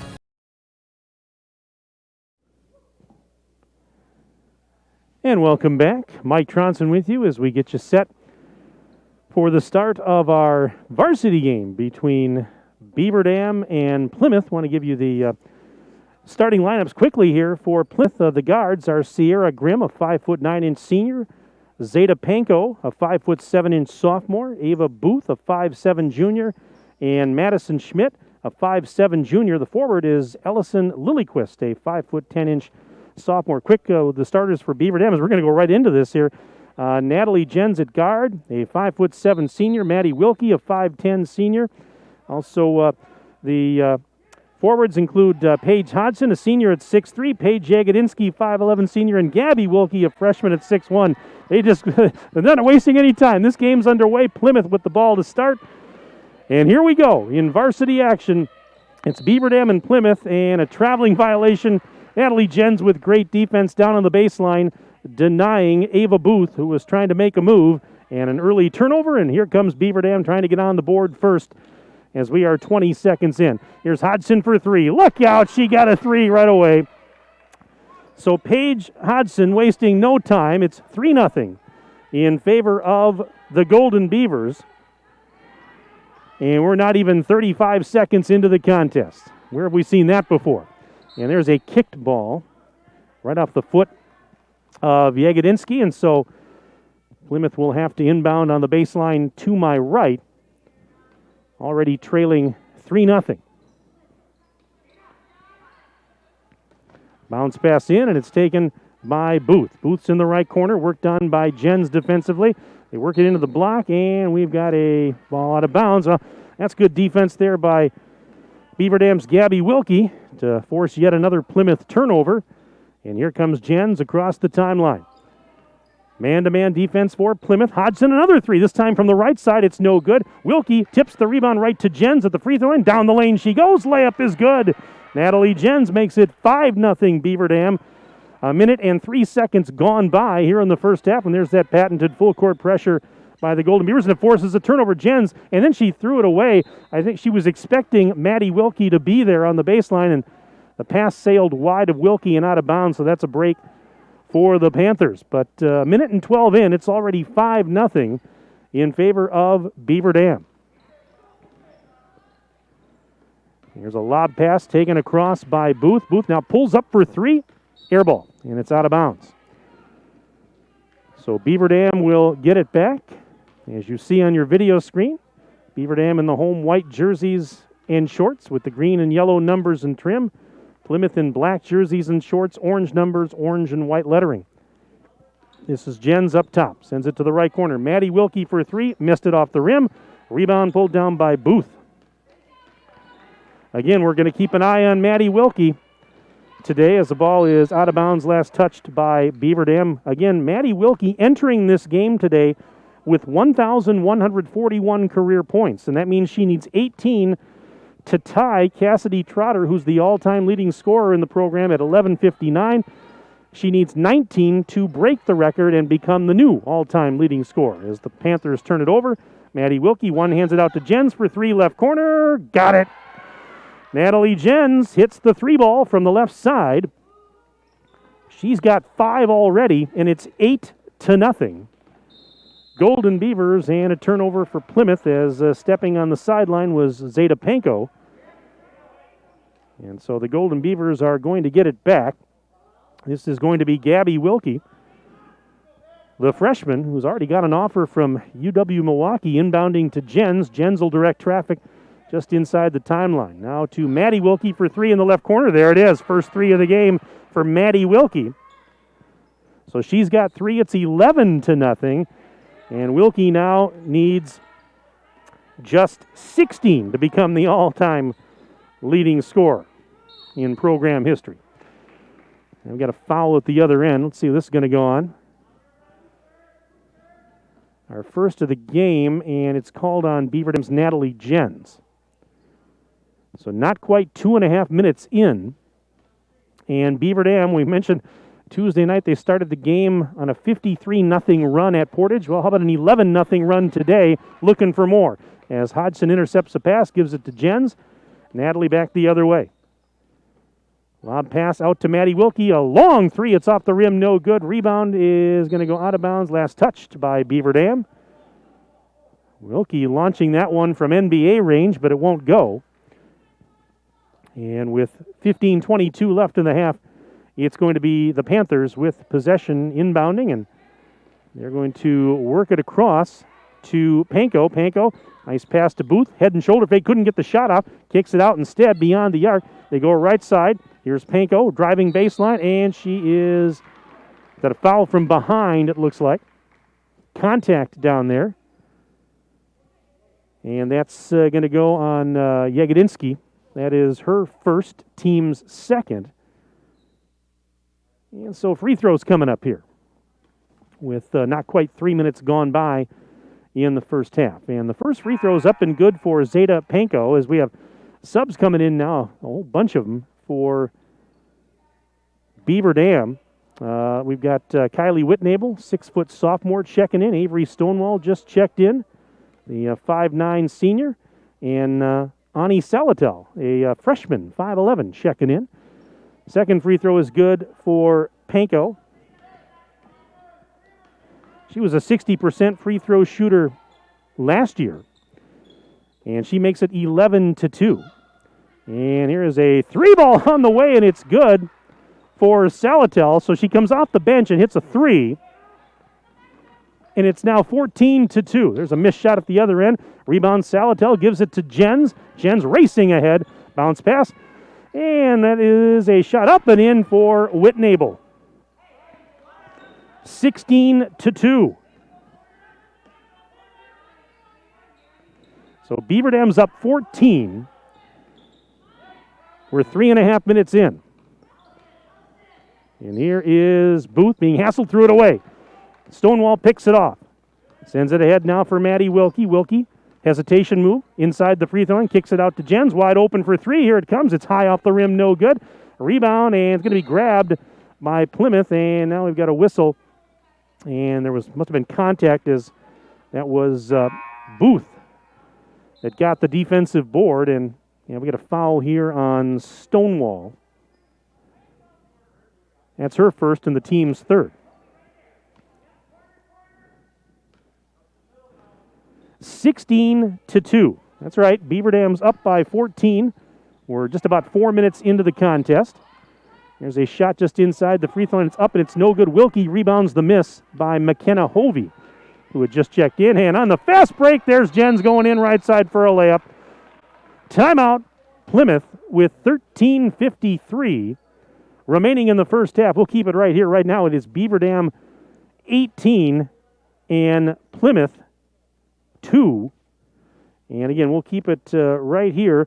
If you'd like to send me an email, I'll give you a shout out on the broadcast this afternoon.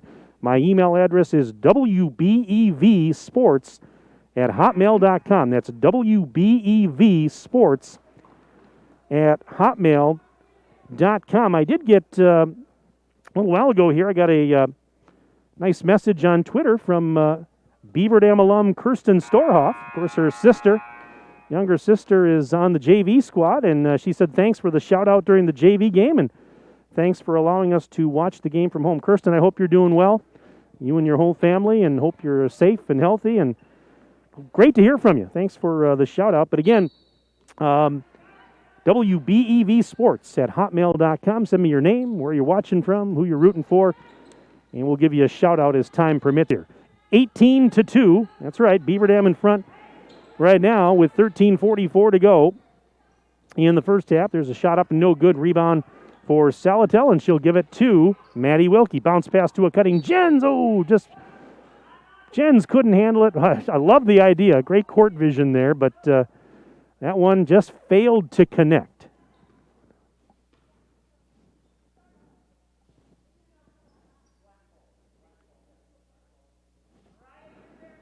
So it'll be Plymouth inbounding on the baseline to my left. And Beaver Dam had multiple players in double figures the other night. 4 players in double figures to be exact. Plymouth had a couple players in double figures in their loss to Valders on Tuesday as a pass is knocked into the backcourt and out of bounds, and it's going to go the other way. It was, let's see here. I beg your pardon. They had 1 player in double figures. That was Ava Booth, that she had 10 in that game.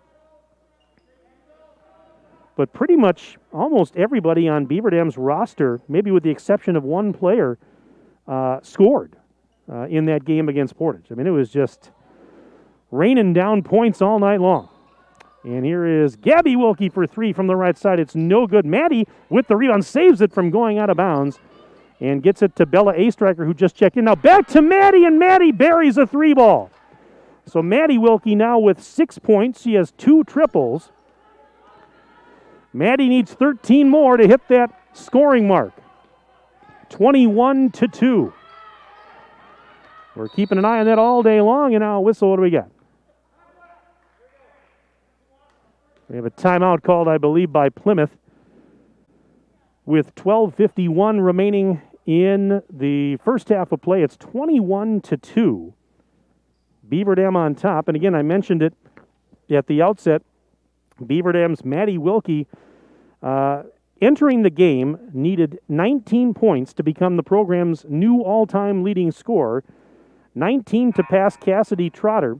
And right now, Wilkie with 6. So that means she now needs 13 to become the all-time leading scorer. Cassidy Trotter finished her career a couple of years ago with 1,159 career points. Entering the game today, Wilkie was at 1,141. And she's added 6 more since the start of the game on a couple of threes. Anyways, this is Sierra Grimm inbounding for Plymouth off the timeout. And here is Panko. Yep, stolen. Here comes Jagodinski, throws it ahead to Wilkie. Wilkie, jumper. Oh, off the rim, it won't go. Yago the rebound, kicks it out. 3's on the way. It is good. And that one for A-Striker, Bella A-Striker for 3 makes it 24-2. 12:21 left in the opening stanza, and it's all Beaver Dam right now. And McKenna Hovey was trying to go baseline, and instead a whistle and a foul down there. And now wholesale substitutions. We got a hockey line change here for Plymouth. Oh, we're going the other way, beg your pardon. But Plymouth just sent 4 new players in. And as we approach the 12-minute mark and counting, here's Yago for 3. No good, in and out. Rebound, put back, Maddie Wilkie. That's off the rim, no good. Hodson the offensive board. Kicks it out. Gabby Wilkie steps towards the free throw line. Looks down low. Jagodinski, right side, and there's Wilkie for 2 more. So Wilkie now, 8 points in the game. She needs 11.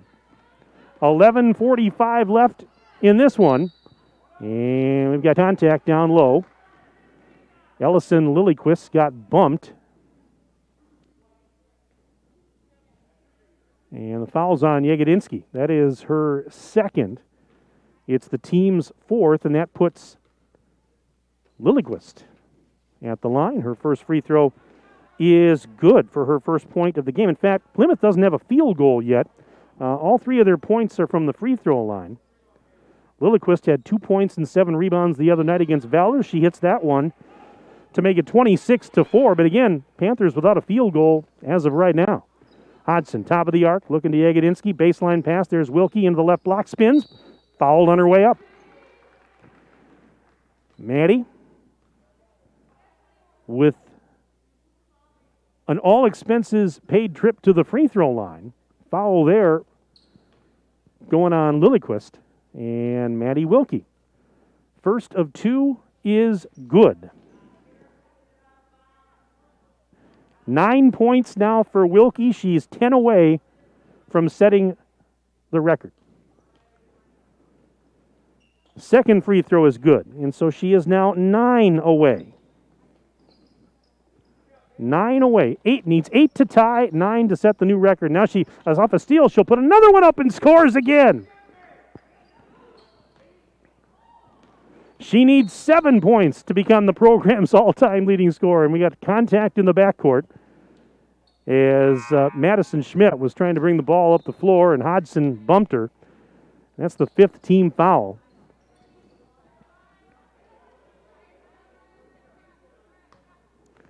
So Wilkie already with 12 points in the game.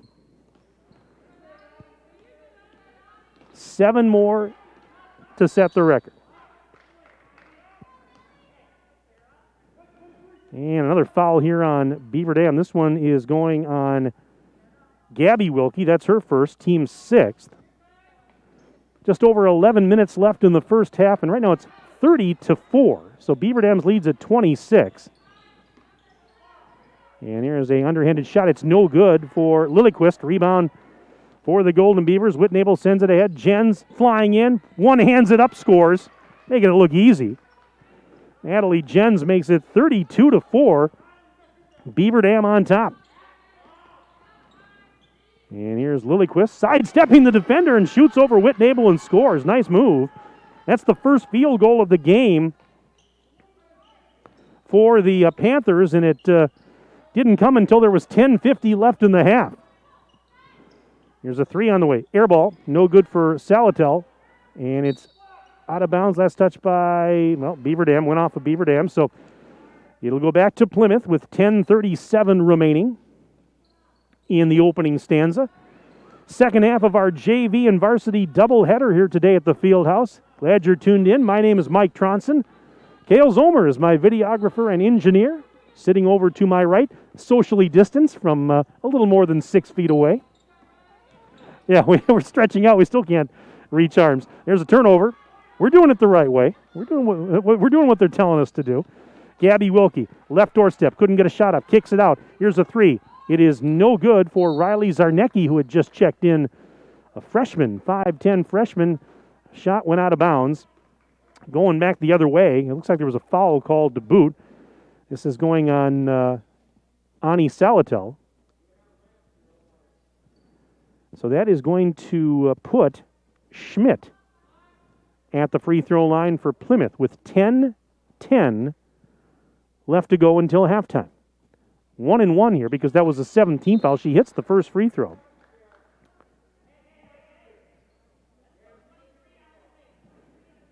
So Schmidt, 53% from the free throw line last year. She had 4 points in that game the other night against Valders, and also 5 steals in the game. Second free throw is good.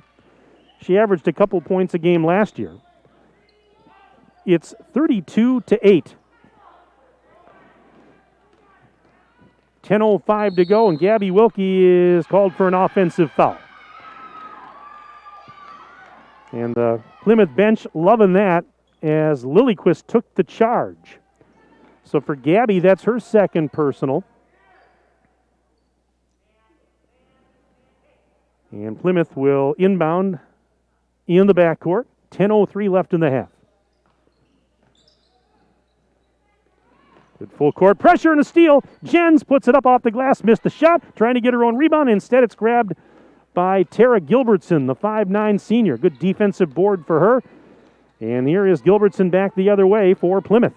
Guarded by Wilkie and threw it out of bounds. I'm not sure what she was looking at there, but there was nobody home down on the baseline as more subs coming in with 9:47 now remaining in this first half of play. Again, it's Beaver Dam 32 and Plymouth 8. Send me an email. We'll get to it as soon as I have time here. WBEVsports@hotmail.com. We'll have some time coming up at the break or maybe during a timeout. Send me your name, where you're watching from, and Beaver Dam just turned it over. Your name, where you're from, who you're cheering for, and I'll give you shout-outs during the broadcast. If you're a fan of, I don't care if you're a fan of Beaver Dam or a fan of Plymouth. We're equal opportunity here. Send us an email. And we'll get to it here as we continue on. But right now, all Beaver Dam in this one. And there's a shot. Oh, tough shot, but off the glass. Ava Booth with a defender hanging all over her scores. 32-10, and now contact at the other end. How about Ava Booth? A defender all over, and she banked it home. Booth was in double figures the other night. She averaged 8 points a game last year. But a foul here was called on Booth at the other end, just as I complimented her. It's called for a foul, and now Whitnable at the line for Beaver Dam, and she missed the first of 2 as we have more subs Carly Lappin just checked in, 5'7" sophomore. Maddie Wilkie back out there now for Beaver Dam. Bella A-Striker returning. Whitnable's second free throw, in and out, no good. And grabbing the rebound was Lappin. How about that? So a reload for the Golden Beavers. Here is Jens for three. It's off the rim, no good. Fighting for the rebound, and we've got bodies everywhere. That's a traveling violation called on Plymouth. It was initially grabbed by Booth, but then she fell down in traffic and caused her to travel. So Beaver Dam's going to get it back with 9:04 to go in the opening half, leading 32-10. Inbounds pass taken by Jens. Lost it on the way up, saved, though, by Lappin. And now back out to Jens for a deep three, and she buries it. Oh, Natalie Jens. How about that? She's got a dozen points. 35-10, Beaver Dam. And a ball out of bounds, turnover on the part of Plymouth. We'll give it back to the Golden Beavers.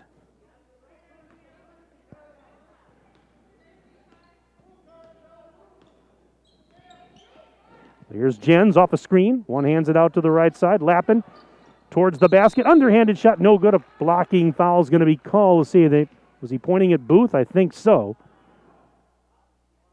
Yep, that's exactly who it was. Booth picks up her second, team's fourth.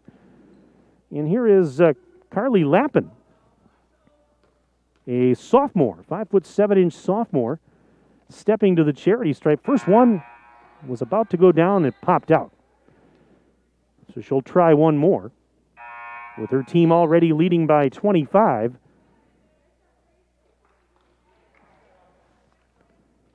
.837 remaining first half. Second one for Lappin. In and out, no good. Maddie Wilkie has an offensive rebound. Flips it back the other way. Here's a three on the way for A-Striker, and Bella A-Striker has two triples in the first half, 6 points total, and it's 38-10. And a ball knocked out of bounds by Lappin, but Plymouth is going to keep possession.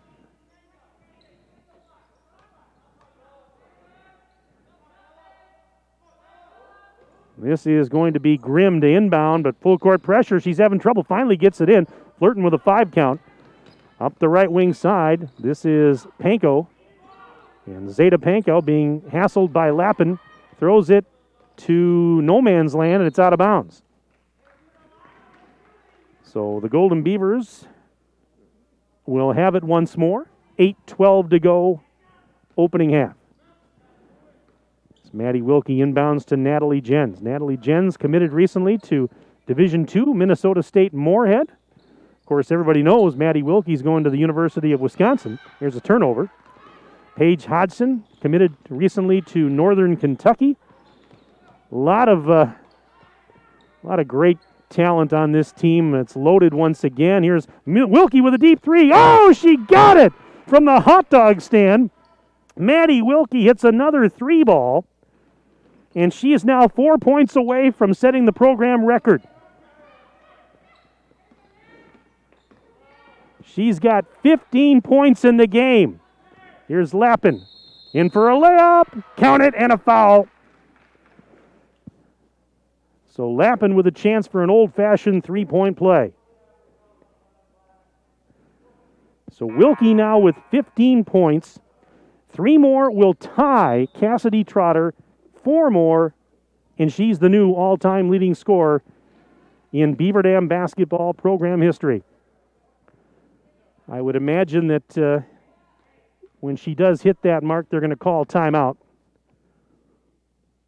Free throws up and good, so Lappin completes the three-point play.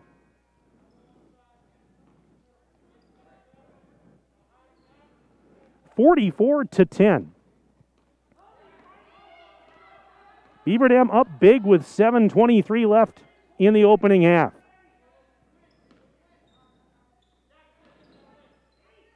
Plymouth going to work. Here's I don't know if there was a shot or a pass. Viegadinsky picks it off. Gives it to Maddie. Wilkie ahead to Jens, right side, spinning. Now back out to Yago, out to Wilkie for three. That one is off the rim, no, and we've got a foul. A couple of bodies on the deck, and we're going the other way. Oh, my goodness. That three, had she hit it, would have tied Trotter. Oh, so close. 7:03. Well, we were here back in February of this year when she surpassed, was it January or February, when she surpassed 1,000 career points. And now here we are, now we're here in late November, and she's going for the program record. Now she is a special kind of talent. There's a lot of special athletes on this team. As the first free throw, front end of the bonus is up, and it's good for McKenna Hovey to make it 44-11. I've been covering high school basketball in this state since 1995, and I haven't seen too many like Natalie's second free, or by Maddie, I should say, free throw missed, and Hodgson the rebound. Jens for three. Bullseye! Natalie Jens, she's having an afternoon. That's her third triple. She's got 15 points. 47-11. 6:45 left in the half. That's why I say it over and over again. Here's a line drive three. It's no good. As fighting for the rebound, Yegedinsky, and we've got a whistle. But I've covered basketball in this state for a lot of years, and I have never seen an outfit quite like this Beaver Dam girls basketball team and this program. They are first rate and have been for a long time now. 47-11, Beaver Dam's got it. Wilkie to Hodgson, top of the bubble. Left side, Yegedinsky puts the ball above her head. Now gives it to Maddie Wilkie. She's directing traffic just inside the center circle, sends it high on the right for Jens. Jens, they work it around the horn over to Maddie Wilkie again, back to Hodgson. Hodgson out to Yago. Back to Jens for three. Here it comes. No good. Rebound is last touched by, I think Hodgson got a hand on it, and it's out of bounds. It'll go back to Plymouth with 5:55 remaining in the first half. This is going to be Tara Gilbertson to inbound for Plymouth.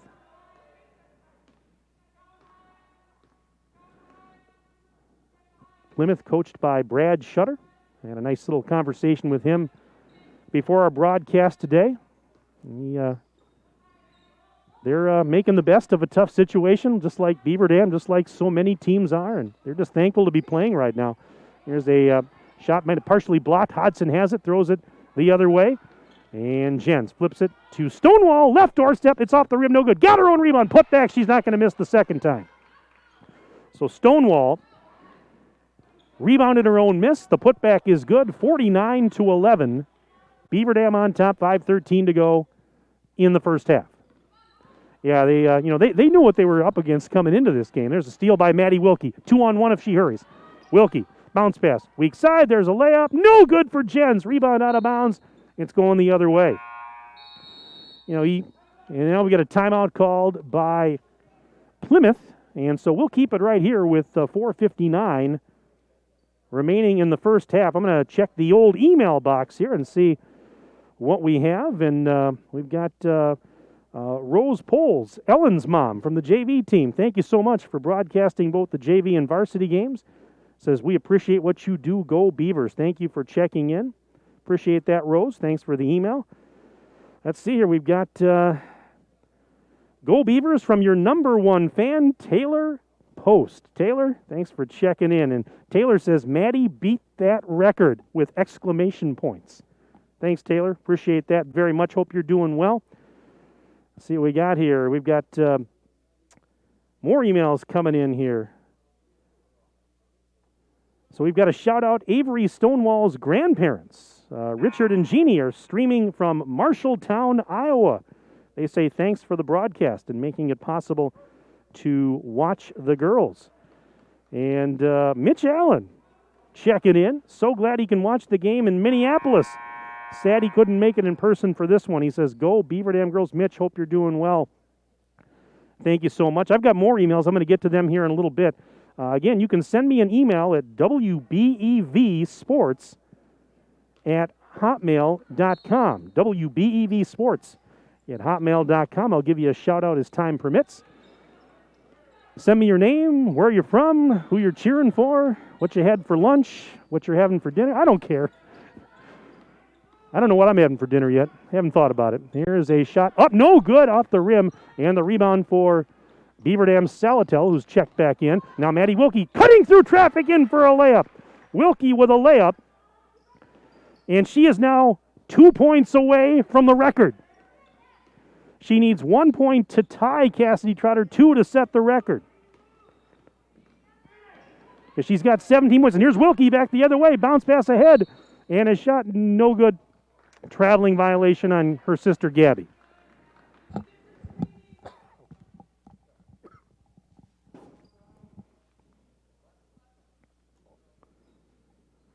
So it's going to be Plymouth basketball.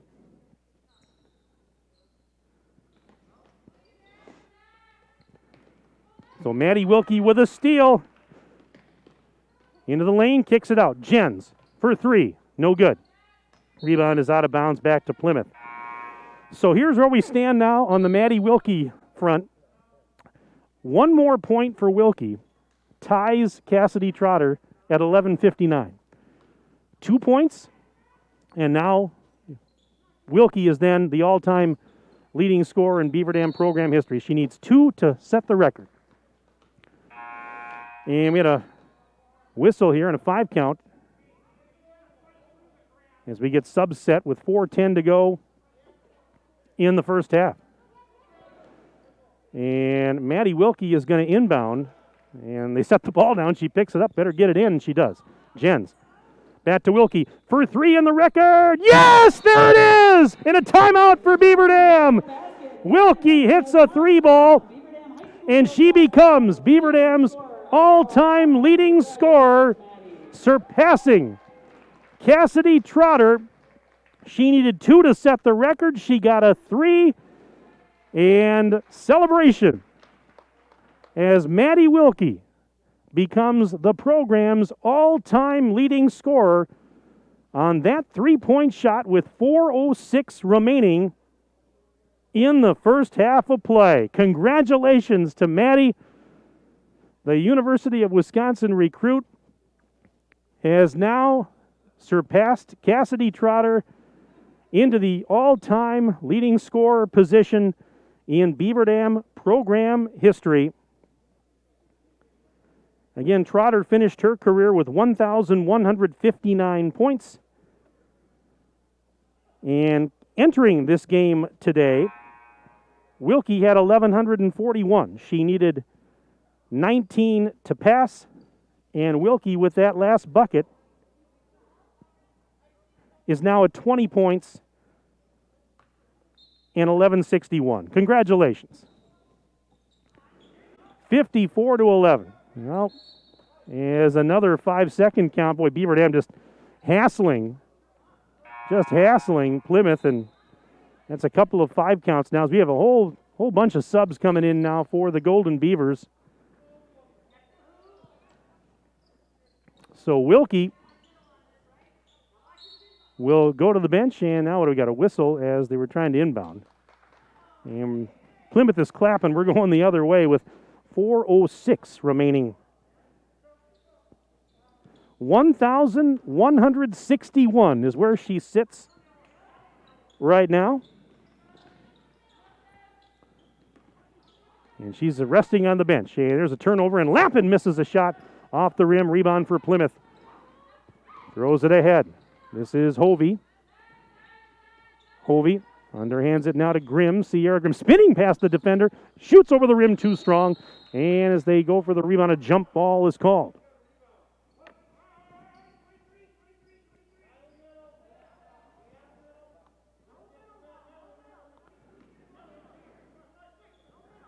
So the Golden Beavers will inbound and bring it up the floor with 3:40 to go in this first half of play. And a nice pass, Hodson to Jagodinski. Missed the layup, and she's tied up going for the rebound. It's the arrows pointing the other way. That's a heck of a pass by Hodson, and Yago just couldn't finish. Got tied up going for the loose ball, and Plymouth will inbound, and on the inbounds, they turn it over. And boy, just Beaver Dam is just giving them nothing. This team is, they play defense. We've talked about this so many times. over the last couple of years, and this is a team that plays defense like nobody's business. And there's a turnover. Back the other way comes Grimm. Sierra Grimm missed the layup. Rebound for the Golden Beavers as a striker racing to the front court and foul on the floor before she could get rid of it. This is going to go on Panko, I believe, and it will. So it's going to put a striker at the free throw line. Front end of the bonus is no good for Bella. Rebound for Grimm. Grimm back the other way. Just at the free throw line, left side. And a foul here, I believe, on Lappin maybe. We'll check it out. Yep, that's going to go on Lappin. Even with my bad eyesight, I caught that from up here. 3:03 remaining in the opening half. Sierra Grimm at the charity stripe. 5 points the other night against Valders. She averaged 9.5 points per game last year. Missed that first free throw in and out. A couple of subs now for Coach Brad Shutter in Plymouth.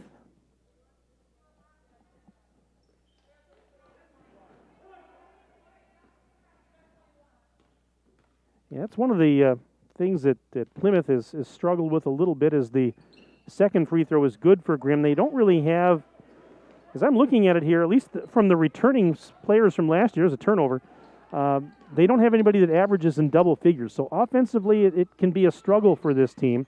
Meanwhile, you've got Beaver Dam with scorers aplenty on the roster. I mentioned they had 4 players in double figures Tuesday night at Portage. Whitnable and Maddie Wilkie with 16 each.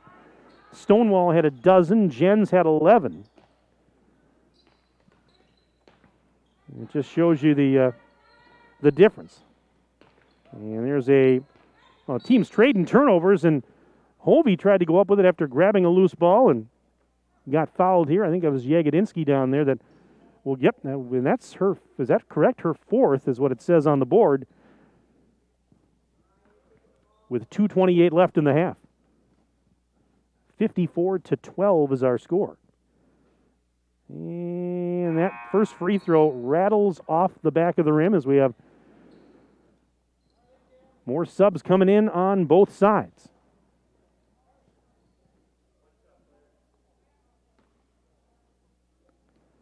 One more here for Hovey. And that one is up, and it is good. 54-13. So 41-point lead for Beaver Dam with 2:19 left until intermission. And, there's a bad pass stolen and thrown ahead, and we'll see if Fox can catch up to it. She couldn't. Actually, a great hustle by a striker to get it to Salatel. She throws it now to Whitnable. And now back to a striker. Round the horn they go. Right side, Gabby Wilkie, deep three. It's off the rim, no good. And that's a defensive rebound for Addie Hill of Plymouth. $1:49 left in the half.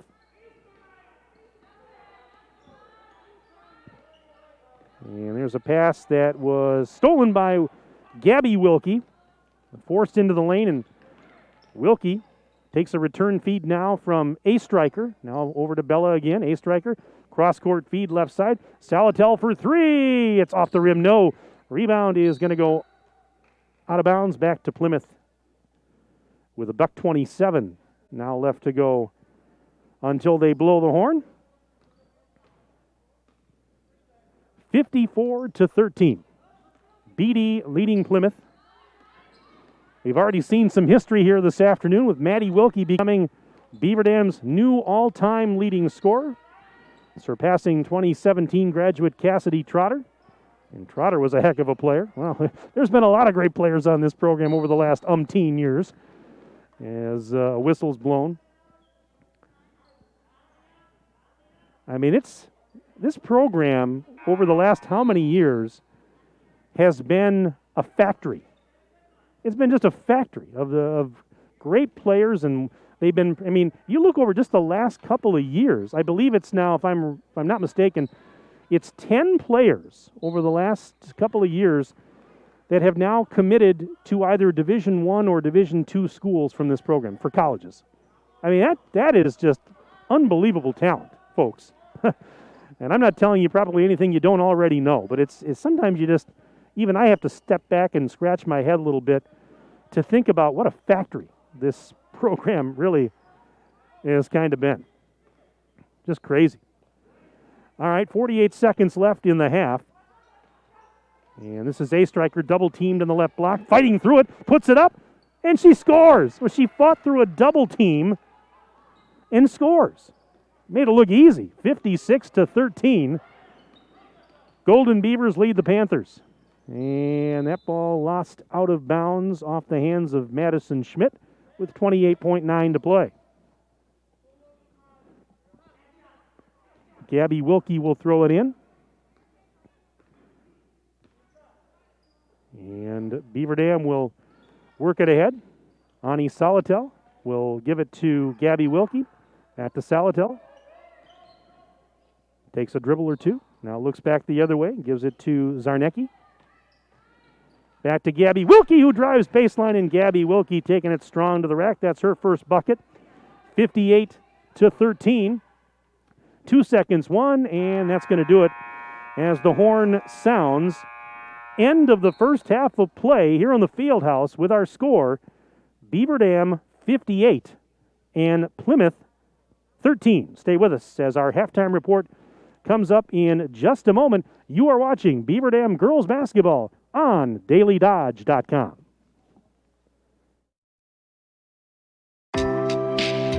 My dentist cares about me. Hi, this is Dr. Adam Forster. At Columbus Family Dental, we care about you and your entire family. We're here to provide comprehensive, convenient care for you and your loved ones in a comfortable, laid-back environment. Whether you need braces for the kids or cosmetic work for yourself, we're here waiting for you. Call us today at 623-5559 to set up your no-pressure, free consultation to see if we're the right fit for you.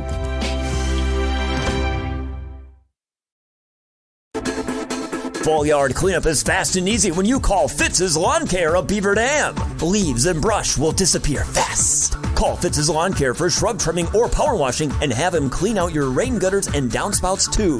And when the snow piles up, Fitz will plow it away. For fall cleanup and service for snow plowing this winter, call Fitz's Lawn Care. Fitz's Lawn Care of Beaver Dam. Fitz toll free at 887-885-4970. That's 887-885-4970. Look around. This book, this meal, this lamp, this world is made of dreams.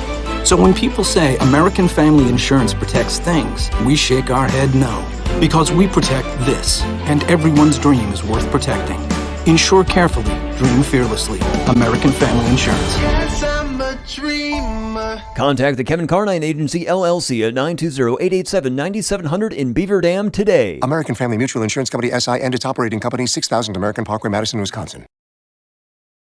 Air Care in Beaver Dam has been trusted by customers for over 37 years. This is Chad Guzzi, owner of Air Care, and we want to keep you happy and comfortable. From our courteous office staff to the honest and dependable technician in your home, our reliable team is working hard to provide heating and cooling solutions for you. We proudly serve the entire Dodd County area and beyond. Let us create the comfort in your home that you deserve. Call us today at 920-356-8860.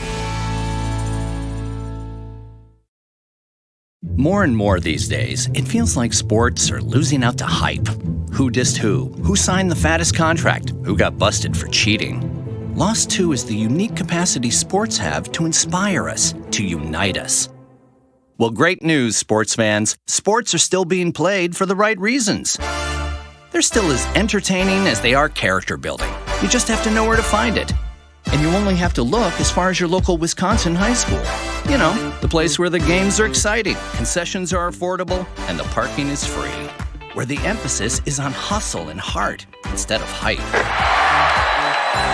If you prefer real, honest-to-goodness sport played for all the right reasons, you'll find it at your hometown high school. High school sports. Games are being played this weekend at a Wisconsin high school near you. Okay, everybody, who's in? This message presented by the Wisconsin Interscholastic Athletic Association and the Wisconsin Athletic Directors Association.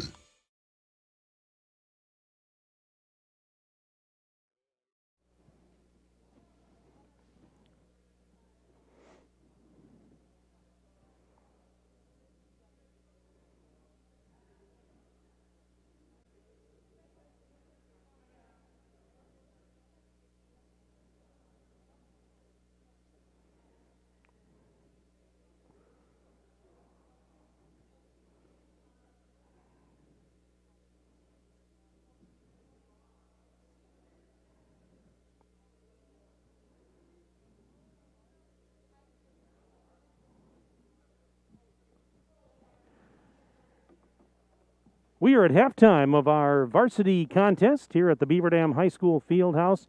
And at the break in this girls basketball tilt, it's Beaver Dam leading Plymouth by the score of 58-13. Mike Tronson back with you in the gymnasium. Cale Zomer is my videographer and engineer for the DailyDodge.com video stream. And our broadcast today brought to you by our video stream sponsors, Columbus Family Dental and QBS Law, specializing in personal injury, transactional law, and will and probate. Today's game's also brought to you by Beaver Dam Unified School District, Pine Hills Trucking, McKinstry's Home Furnishings in downtown Beaver Dam, Surefire, Richards Insurance, Reed Chrysler Dodge Jeep Ram, Kevin Carnine, your American Family Insurance agent, Bayside Supper Club, Lidkey Motors, and Ballweg Implement. So Beaver Dam with a big lead on Plymouth. If a new smile is what you're looking for, we have the answer for you. Hi, this is Dr. Adam Forster at Columbus Family Dental. Just joining us, if you missed it, Beaver Dam's Maddie Wilkie hit a three-point shot with 4:06 remaining in the first half, and with that three-point shot, she became Beaver Dam's new all-time leading scorer as she surpassed 2017 graduate Cassidy Trotter. Trotter had held the record with 1,159 career points. But with that three-point shot with 4:06 to go in the half, Wilkie surpassed Trotter. And Maddie Wilkie is now the all-time leading scorer in Beaver Dam girls basketball program history with 1,161. That's where she's sitting as of halftime. So a bit of history in that first half. Congratulations again to Maddie Wilkie on the milestone. She finished that half with 20 points. And again, that three ball with 4:06 left was the milestone. 20 points for Maddie Wilkie. I've got Natalie Jens for 15 in the first half. 8 points for A Striker, Bella A Striker, with a couple of threes, and I've got her for 8. Let's see here. We've got a couple players with 3 points each. I got Carly Lappin, Paige Hodgson, and Ani Salatel with 3 points each. For Beaver Dam, I've got Kylie Whitnable with 2. Avery Stonewall with 2, and I had Gabby Wilkie for 2. I'll check that. I might have missed one basket. I might have mixed up a 25 and a 23, but otherwise, we're in good shape points-wise here at the break. Looking at the Plymouth side of the ledger, Ellison Lillyquist with 4 points to lead the way for the Panthers. 2 points apiece for Zeta Panko, Ava Booth, and McKenna Hovey. Sierra Grimm chipped in a free throw. She finished the half with 1. As a matter of fact, Plymouth didn't get its first field goal. I mean, talk about great Beaver Dam defense. Plymouth's first field goal didn't come until there was 10:50 left in the half. Beaver Dam started this game on an 11-0 run and really has never looked back as they have jumped out to a 58-13 halftime lead. Now, I wanted to get to some more emails here that were coming in. I got an email here from Mariah Grimm. She says, thank you for streaming the JV and varsity games. And she says she's so glad she can watch her sister, Sierra, go Panthers. And hey, Mariah, thank you for checking in today. Really do appreciate that. Thanks for sending that email. Hey, Benny Beaver. Benjamin Beaver sent me an email. Congratulations, Maddie Wilkie. 1,161 and counting. A great player, teammate, role model, and class act. But as Benny points out, she isn't done yet. Bucky's going to have to wait just a little bit longer. Go Golden Beavers. Benjamin, thank you so much for sending that email. We've got an email here. It says, go Ani Salatel from Uncle James and Aunt Tanya watching from Florida. Go Beaver Dam. How about that? How's the weather down in Florida today? Hey, you know what? It's not bad here. It's what, about 30 some odd degrees and sunny? I mean, for late November in Wisconsin, I'm not going to complain about that, but I also wouldn't complain if I was in Florida right now either. Probably pretty nice down there. Thanks for checking in. And let's see here. We've got, how about great start for the Golden Beavers. Wishing we could be there in person. But they say streaming on Daily Dodge is the next best thing. That's, of course, Tim Chase's wife, Carla, along with Abby and Tyler, all checking in today via email. Hey, thanks, guys. We wish you were here, too. We really do. And we cannot wait for the day when all of us can get back together again. You know, I know, it's tough.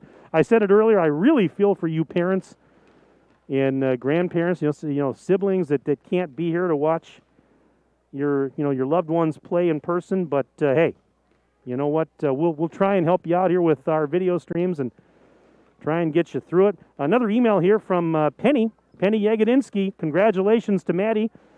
The Yagos are home watching and cheering on the BD girls basketball team, and says thanks to Mike for announcing. Who's that, Mike? Oh, me. Okay, yeah, you're very welcome.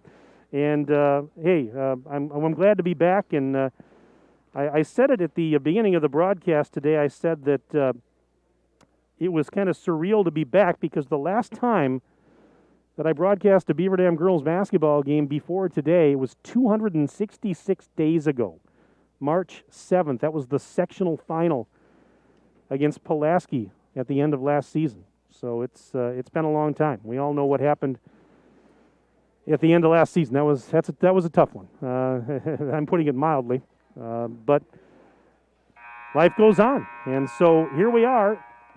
First home game of the new season. Beaver Dam right now with a comfortable 58-13 lead. As we start the second half, and it will be Plymouth inbounding to start this second half. And Grimm gets it in, and it's taken by Booth. Beaver Dam's in their usual man-to-man coverage. Gabby Wilkie hassling Booth. A little lob pass to the top of the arc for Lillyquist. Lillyquist driving right side. Underhanded layup is good. Ellison Lillyquist makes it 58-15. And here's Stonewall, double-teamed, actually triple-teamed, kicks it out. Three-pointer on the way, no good for Gabby Wilkie. A rebound, long rebound, is grabbed by Booth, and then it was knocked away from behind as she was heading up the floor. Maddie Wilkie hustling, knocking it away from behind as she was going back to play D. So we're just underway, opening minute of the second half, 58-15.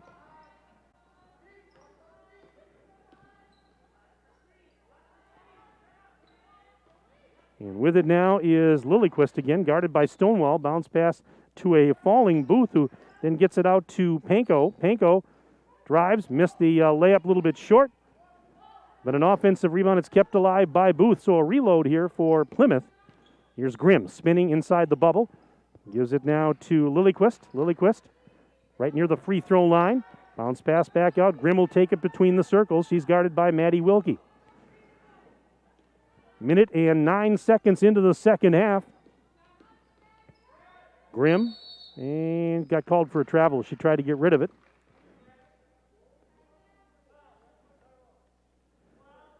Well, if this schedule that I have is correct, Plymouth, their next game is going to be a home game against Winneconne on Tuesday night. And then next Friday night, they're going to be hosting Waupun. Here's a shot up. Off the rim, no good. Wilkie, the offensive board, off the miss by Gabby.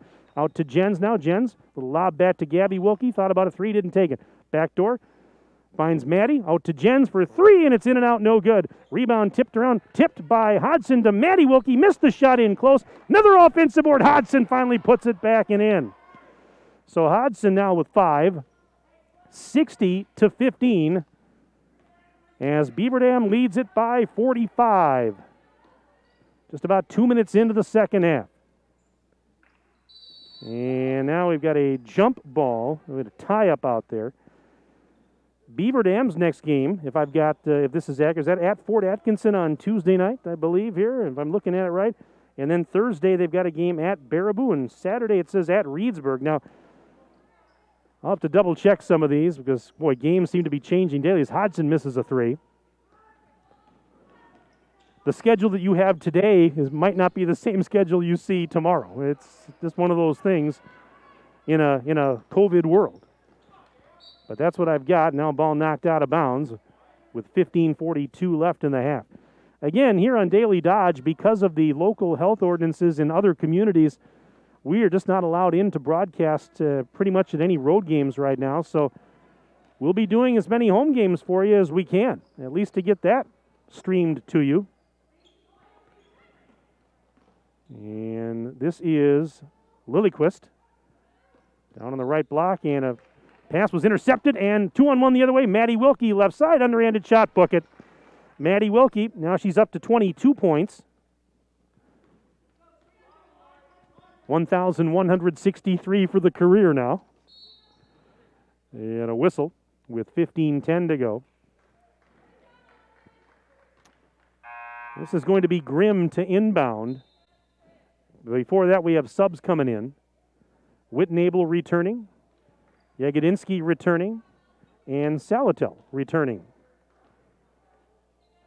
for the Golden Beavers, who lead at 62-15. There's a spin and a shot up and off the glass and in for Ava Booth. That was a nice spin move. And she kissed it high off the glass to make it 62-17. Jens through a double team. Shot is up, off the rim, no. And the defensive rebound pulled down by Plymouth and back the other way. This is Booth. And contact at the other end.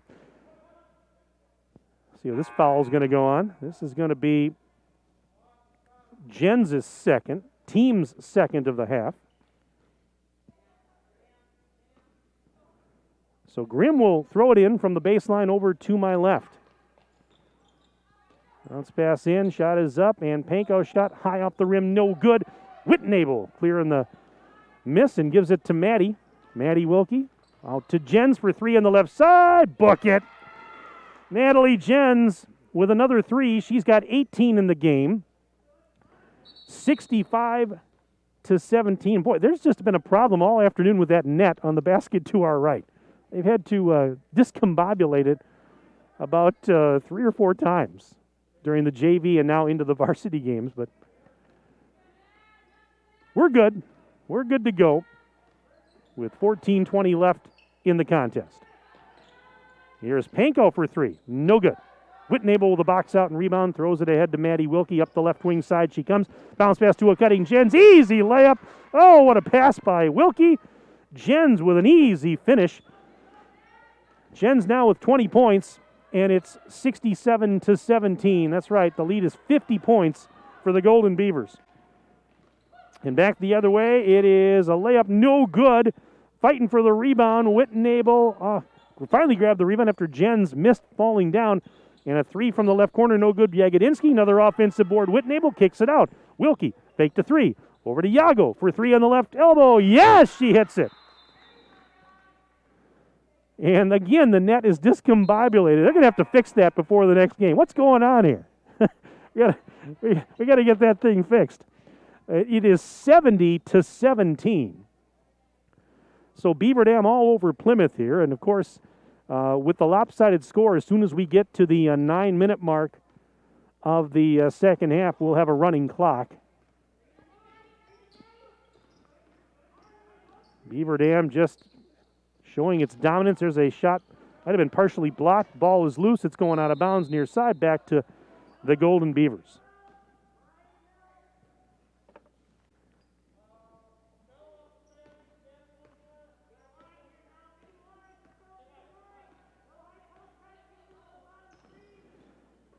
So Beaver Dam working against, looks like a 3-2 zone here almost, as the shot is up off the rim, no good. And the rebound pulled down by Lillyquist, throws it ahead. Here's a shot, hit the underside of the backboard. It was Mariah Fox that missed that shot from a tough angle.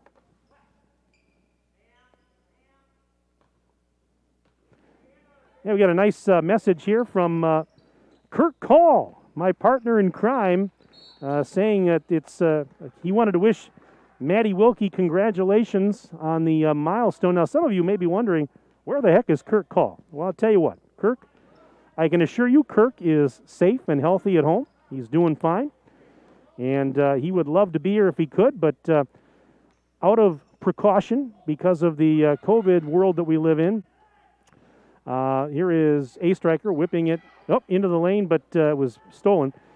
The radio station has asked that we limit the broadcast crews to 2 people for safety, and we respect that. And so, unfortunately, Kirk is not able to be here, but as soon as it's safe, we hope that Kirk will be able to return to the broadcast.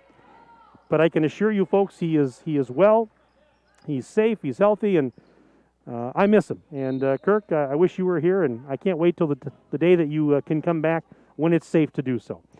70-17.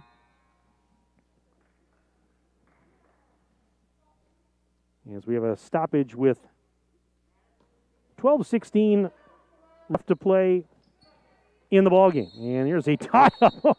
Gabby Wilkie trying to rip the ball away from Fox.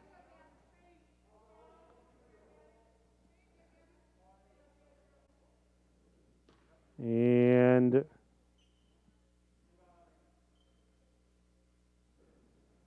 it's going to be Plymouth basketball. They're going to inbound on the baseline to my left. Tara Gilbertson trying to get it in to Schmidt. Madison Schmidt, ball knocked out of bounds again by the Golden Beavers, so Plymouth will have to try it one more time. This time they'll have to try it from the sideline. As Gilbertson stands down below our broadcast area and finds Madison Schmidt. And fouled on that attempt. So that's going to mean free throws with 12:08 left. That foul was on a striker. And the first free throw is up, and it is good.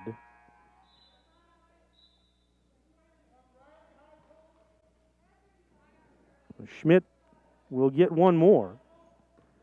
70-18. That one, no good. And here come the Golden Beavers off the miss with now 6 minutes gone, second half. 70-18, Beaver Dam on top. Hodson for 3. Book it from the left corner, right in front of her own bench.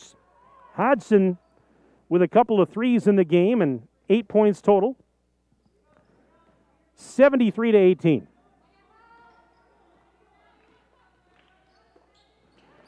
Wilkie just tipped a pass and stole it. Oh, my goodness.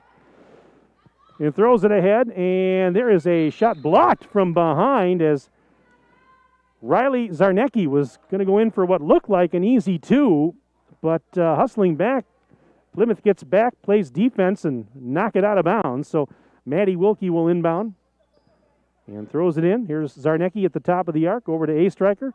Back up high on the left for Hodson, another 3-ball. That one is missed short. And defensive rebound for Schmidt. Here's a pass into the block that was stolen by Hodson. Now Maddie Wilkie, deep 3, off the rim, no. And Gabby Wilkie with an offensive board out to a striker, pops the long 3, no good off the rim. Long rebound, Wilkie hustles, and Maddie has an offensive board. Now back to Hodson, top of the bubble. Over to Gabby Wilkie, into the lane, ran into a double team, kicks it out. A striker, cross-court feed. Hodson for 3, got it. That's just beautiful. Hodson with her third triple, 76-18. And they do make it look easy, don't they? Just hustle to keep the play going, and Hodson finally drains the 3-ball with now we've got about 10.5 minutes left. There's a whistle and body on the deck. And a foul here on the Golden Beavers. It's going to put Fox at the line. This one's going to go on Zarnecki, the freshman, for first. First free throw is no good.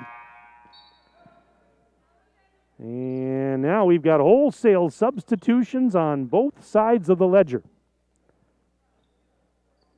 It's like watching a hockey game. That many players all check in at once.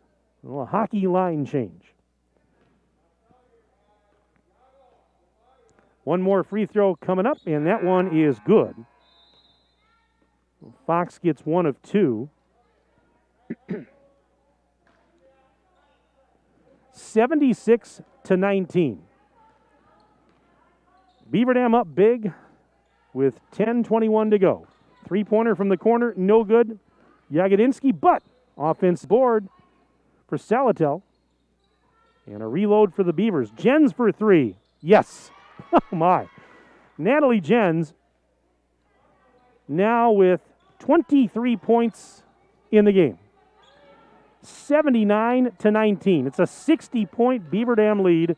Under 10 minutes to go. And we've got contact. And this is going to be free throws coming up for McKenna Hovey of Plymouth. Foul was on Whitnable, her first. First free throw is no good. Rattles off the rim.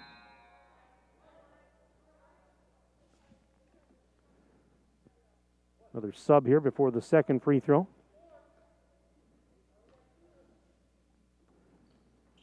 That one is up and it's good. So Hovey gets one of two, 79-20. We're down to 9:48 and counting left in this one.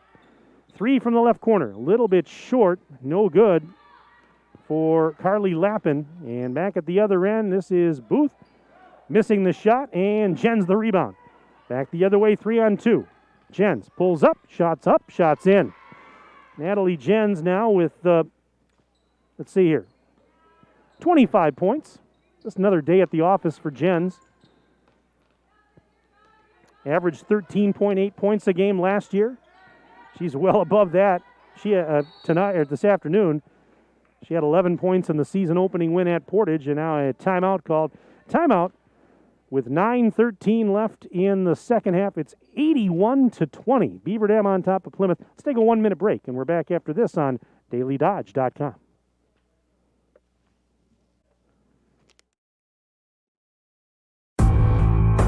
QBS Law is located in Beaver Dam and Mayville. Make QBS Law your first call when you need help with personal injuries, workers' compensation, Social Security disability, business litigation cases, criminal, traffic, and drunk driving cases, corporate and banking issues, real estate transactions, probate, estate planning, and more. When you need legal help, make QBS Law your first call. They've got your back. With offices in Beaver Dam and Mayville, visit QBSLaw.com.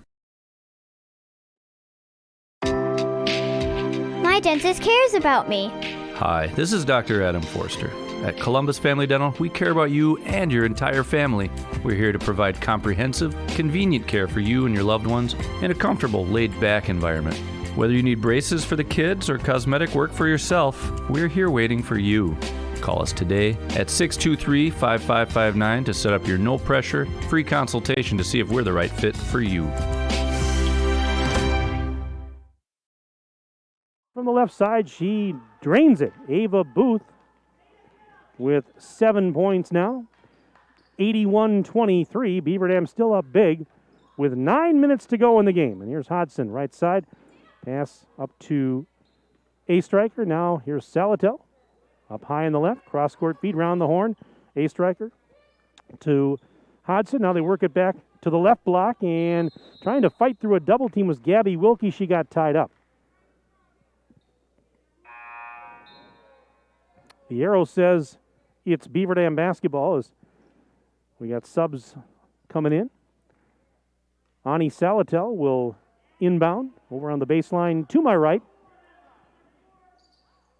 Lob pass into Gabby Wilkie in the right corner. Up now to A Striker. Into the lane for Hodson. Shot is up and in. Paige Hodson makes it now 83-23. Of course, Hodson Going to play college ball at Northern Kentucky. Committed there a few weeks ago. And Hodgson averaged 5 points a game last year. It's also 31% from three-point land last year. She's had a couple of threes in this game. As we've got a whistle and a foul.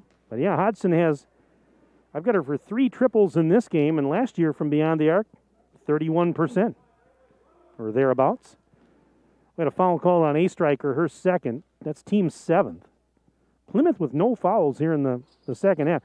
Front end of the bonus is in and out, no good, but the rebound out of bounds, last touched by the Golden Beavers, so Plymouth will get a reload.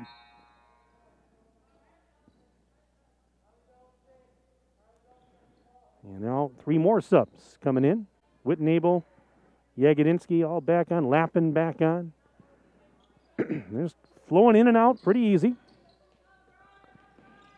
And off the inbounds play, we've got a scramble for the loose ball and a whistle as Zarnecki was battling for that loose ball with Lilliquist, and Lilliquist hit the deck and a little slow to get up. Let's hope she's all right. It looks like she's going to be all right, just a little gingerly getting up and kind of put her hands on her knees for a few moments, but looks like she's okay. Just trying to walk it off a little bit.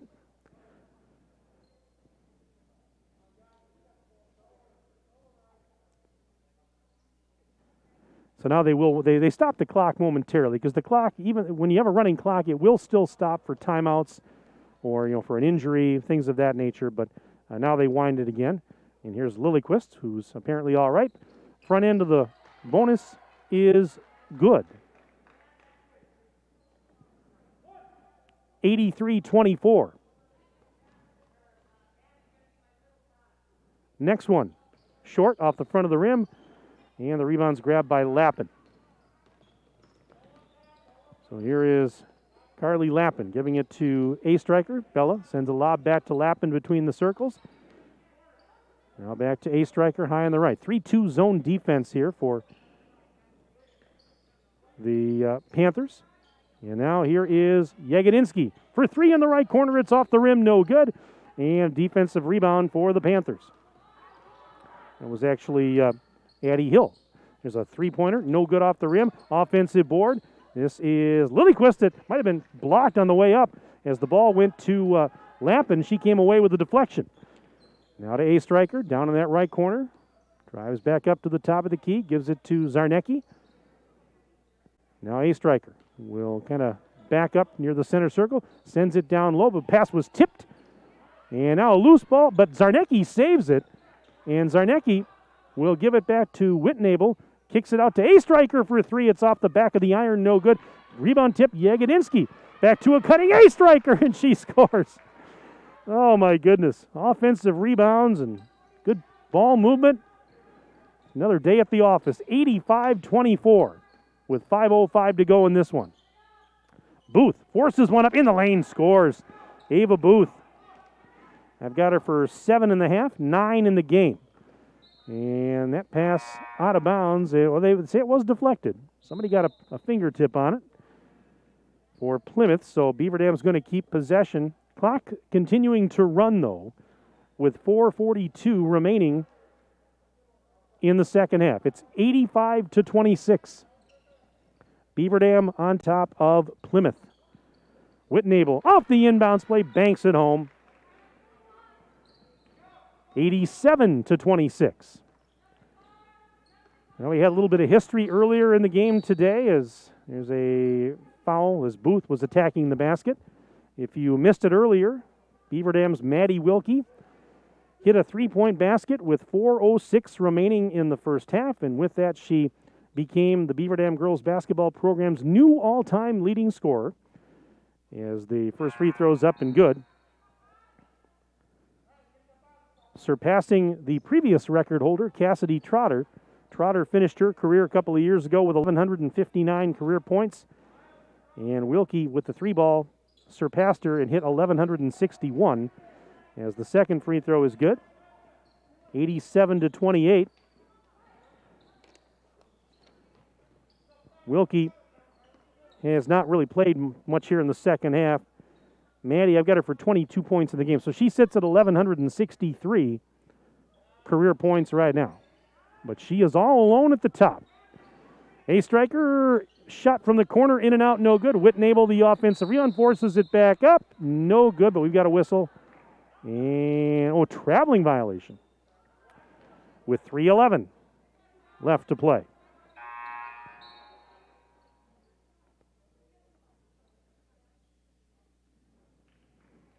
Getting personnel set here.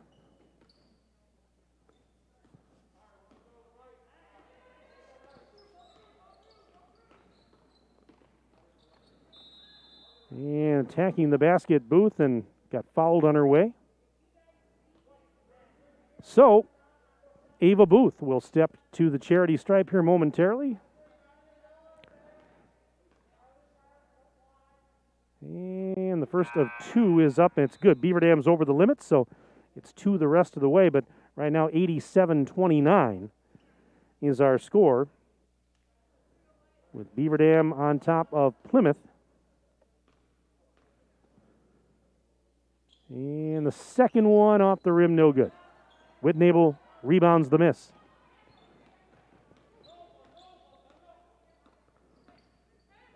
So we start to close this one out. Final 2:03 on the board. Beaver Dam going to cruise to 2-0 as Lappin on the left side goes in for a layup. 89-29, 60-point Beaver Dam lead. There's a one-handed shot up. It's no good. Rebound for Lappin. Lappin through traffic. And a whistle. Let's see what we got here. Contact.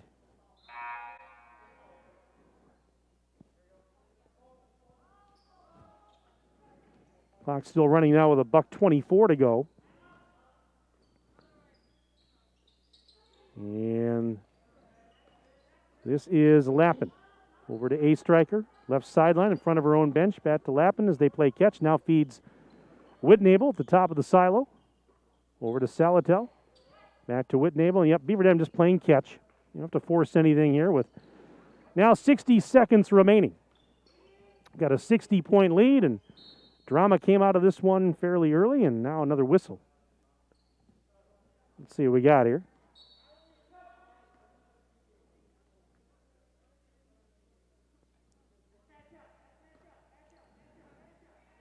Lappin's going to inbound. Foul was called on Plymouth there. This is Whitnable. Little lob underneath. Zarnecki puts it up and in. That's her first bucket. Riley Zarnecki gets two more, and it's 91-29. 16 seconds remaining. Turnover. Whitnable has it. Final 10 seconds will tick away. And now A striker saving it from going out of bounds to Lappin. 5 seconds. They kick it out. Salatil has it, and that will do it. 2 seconds, one. And your final today in varsity action, another convincing win for the Golden Beavers. Beaver Dam 91 and Plymouth 29. We will take a break. Stay with us. We'll come back for the postgame report right after this on DailyDodge.com.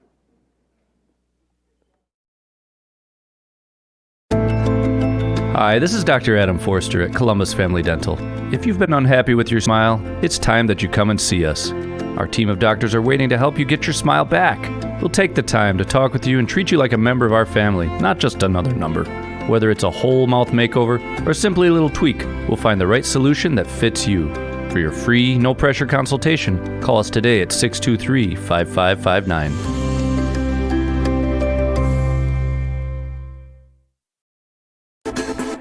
Fall yard cleanup is fast and easy when you call Fitz's Lawn Care of Beaver Dam. Leaves and brush will disappear fast. Call Fitz's Lawn Care for shrub trimming or power washing and have him clean out your rain gutters and downspouts too. And when the snow piles up, Fitz will plow it away. For fall cleanup and service for snow plowing this winter, call Fitz's Lawn Care. Fitz's Lawn Care of Beaver Dam. Fitz toll free at 887-885-4970. That's 887-885-4970. Look around. This book, this meal, this lamb, this world is made of dreams. So when people say American Family Insurance protects things, we shake our head no. Because we protect this, and everyone's dream is worth protecting. Insure carefully, dream fearlessly. American Family Insurance. Yes, I'm a dreamer. Contact the Kevin Carnine Agency, LLC at 920-887-9700 in Beaver Dam today. American Family Mutual Insurance Company, SI, and its operating company, 6000 American Parkway, Madison, Wisconsin. Air Care in Beaver Dam has been trusted by customers for over 37 years. This is Chad Guzzi, owner of Air Care, and we want to keep you happy and comfortable. From our courteous office staff to the honest and dependable technician in your home, our reliable team is working hard to provide heating and cooling solutions for you. We proudly serve the entire Dodge County area and beyond. Let us create the comfort in your home that you deserve. Call us today at 920-356-8860. At Reed Chrysler Dodge Jeep Ram in Beaver Dam, we are a second-generation family-owned business that has been in the Beaver Dam community for over 25 years. Our goal is to make the process of buying a vehicle fun again. No pressure, no hassle, just quality customer service from our friendly and experienced sales staff. So give us an opportunity the next time you're in the market for a new or pre-owned vehicle. The worst that can happen is we shake hands and part as friends, and if you catch us on the right day, you can enjoy one of Mom's amazing homemade cookies. Let our family take care of your family at Reed Chrysler Dodge Jeep Ram in Beaver Dam. More and more these days, it feels like sports are losing out to hype. Who dissed who? Who signed the fattest contract? Who got busted for cheating? Lost 2 is the unique capacity sports have to inspire us, to unite us. Well, great news, sports fans. Sports are still being played for the right reasons. They're still as entertaining as they are character building. You just have to know where to find it. And you only have to look as far as your local Wisconsin high school. You know, the place where the games are exciting, concessions are affordable, and the parking is free. Where the emphasis is on hustle and heart instead of hype. If you prefer real, honest-to-goodness sport played for all the right reasons, you'll find it at your hometown high school. High school sports. Games are being played this weekend at a Wisconsin high school near you. Okay, everybody, who's in? This message presented by the Wisconsin Interscholastic Athletic Association and the Wisconsin Athletic Directors Association. And welcome back inside the field house. Mike Tronson with you on the DailyDodge.com video stream. Final score today in girls basketball varsity action, Beaver Dam 91 and Plymouth 29. I'm joined up here at the broadcast table by Maddie Wilkie. And Maddie, thank you so much for coming up. Congratulations, first of all, on becoming the program's new all-time leading scorer. Put it into words for me. What does that mean to you personally for that? I mean, just growing up and watching all the great players come through this program, it means a lot because I looked up to them, and to be put in the level that they're at, it just means a lot to me. And I'm just grateful to have this opportunity to play my senior season and not knowing if we were going to have it or not. So I'm just grateful to play, to be able to play here on my home court with the Beaver Dam jersey this year. I mean, and I've watched you long enough. I mean, I understand that, that those things are nice accolades like that, but at the same time, I know you're very team-oriented, you and your teammates. So do you go into a game like that? I'm assuming that you knew you were close coming into this, but how much are you thinking about that coming into a game like today? I mean, as far as that type of milestone. Yeah, I mean, there's a lot of things to think about in games. It's my senior season, and all this what if and what at, and that. But like I said before, I'm just truly blessed to have the opportunity to play the game I love with all my teammates and the 5 seniors and obviously my sister.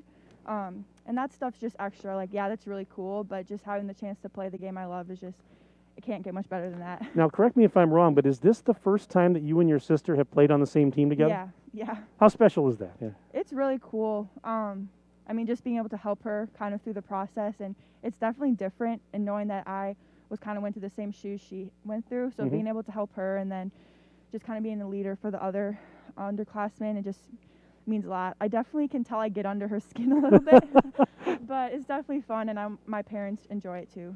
I'm sure she's helped, in those basketball games at home, to drive you, hasn't she, a little bit? Yes, yeah. No, she definitely pushes me to be better too, and that's what makes us special, I think, is we're both very competitive, which is like during quarantine we played against each other all the time, and it made both of us better. So to be able to actually be on the same team as her is really cool. I know that you were mentioning about the fact that you and your the rest of your senior class are all excited to be playing, but you've got some nice young talent on this team this year. The freshman class led by your sister, of course, some talented sophomores. You've got to be very excited about what they bring to the table. Oh yeah, definitely, and for sure practices are very competitive. Not a lot of people obviously get to see that, but it shows on the court, and it's just so much fun. Like everyone brings so much energy, and it's just so much fun to be able to play with them. Your coach, it's funny, he said, I was messaging Tim Chase about a week and a half ago, and he said he was excited about, the potential for this team. He talked about he really liked the offense, but he said defense could get a little better. I'm thinking the defense is looking pretty good right now. You only allowed 29 today, and of course the 16 against Portage. I mean, that really is number one for you guys, isn't it? Because you really want to, you take pride in stopping the other team from scoring. Yeah, for sure. And then me and Nat being able to play alongside Jada last year, obviously we don't want to disappoint her, so we take a lot of pride in guarding the ball, and it's just a lot of fun. Like playing defense is just so much fun and definitely brings the team together. So. Well, and as you said, there was some doubt this year, were we going to even have a season where you can be able to play? So not that you aren't motivated to get out on that court all the time, but I can imagine that, Tuesday night and into today, you and the rest of the team were just chomping at the bit just to get out and play somebody, weren't you? Yeah, I mean, it was really, Tuesday was just so much fun. Like, obviously we don't ever pay attention to the score, and that's what's special about us, I think, is that everyone is just out there playing because we just enjoy playing with each other and enjoy playing for our town, and it's just so special. And I'm sure that all of you, with no fans in here, and we understand why, it's tough, but I'm sure you miss that, don't you? Yeah, I mean, it's definitely different, but like I said, I mean, we have each other, and I mean, it is what it is, so we just have to adjust, and So it's just basically appreciating every opportunity you have, no matter, if it's a practice or a game, isn't it? Yeah, and that's why this year our motto is opportunity. And that's a great motto. Well, hey, again, congratulations on the milestone. Very well deserved, and we wish you the best. We'll be seeing you, of course, as the season goes on. I know. Thank you for coming up here. I know you want to get back probably and celebrate a little bit, but we appreciate you stopping by. Thank you. All right. Thanks, Maddie. All right. That's Maddie Wilkie joining us on the post-game show. And, again, becoming the program's new all-time leading scorer today with that three-point basket that came with 4 minutes and 6 seconds remaining in the first half. That three-pointer put her at 1,161 points, and it surpassed the previous record holder, Cassidy Trotter, by 2. Trotter finished her career a couple of years ago with 1,159 career points. And with that bucket, that's where Maddie Wilkie surpassed her. Wilkie did get another basket after that, so she finished the game with 22 points and now sits at 1,163 for her career. In fact, let's run down the final individual scoring numbers for this one. Again, 91-29 was your final as Beaver Dam defeats Plymouth. Plymouth goes to 0-2 on the year. Beaver Dam now at 2-0 on this young season. For Beaver Dam, I've got actually Natalie Jens with a game-high 25 points. Maddie Wilkie not far behind her with 22. And as I mentioned, of course, she hit the milestone there late in the first half. Also in double figures for Beaver Dam was Paige Hodgson with 13. She had she had three three-point baskets. And let's see here. I've got Bella Striker for 10. Now, that I'm going to say that with an asterisk because there was a question about one of the baskets I might have marked incorrectly. But other than that, we've got, let's see here. I've got Carly Lappin with 5 in the game today. 4 points for Kylie Whitnable. Well, you need a calculator to add up all these points. Let's see. 3 points for Ani Salatel. She had a three-pointer early in the game. Yago, Paige Agadinsky with a triple. She finished with 3.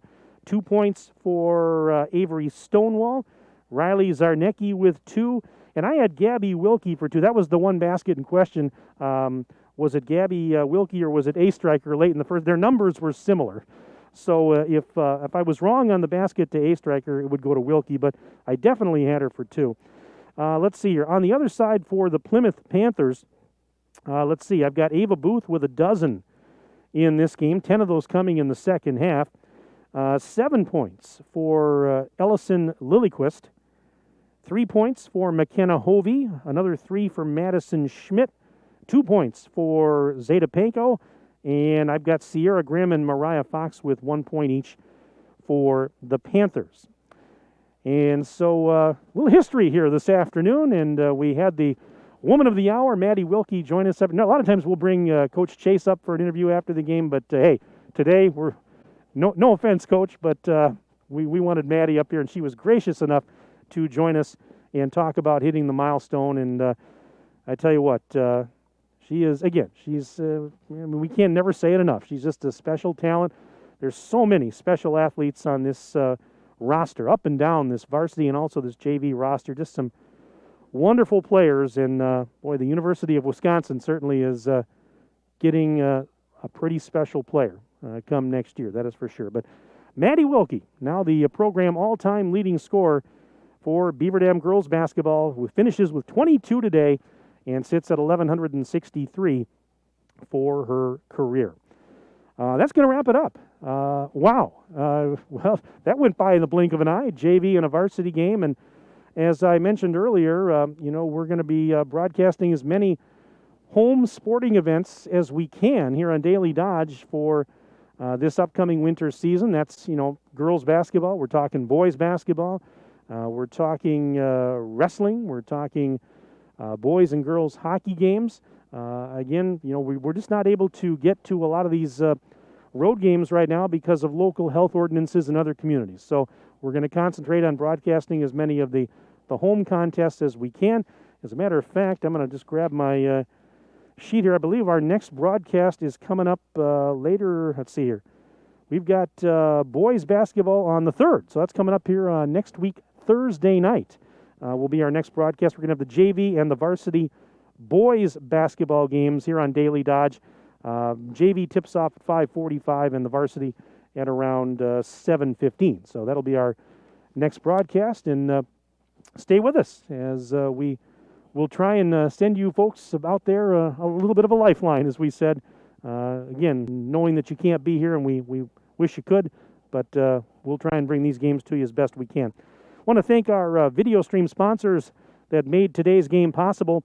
Columbus Family Dental and QBS Law, specializing in personal injury, transactional law, and will and probate.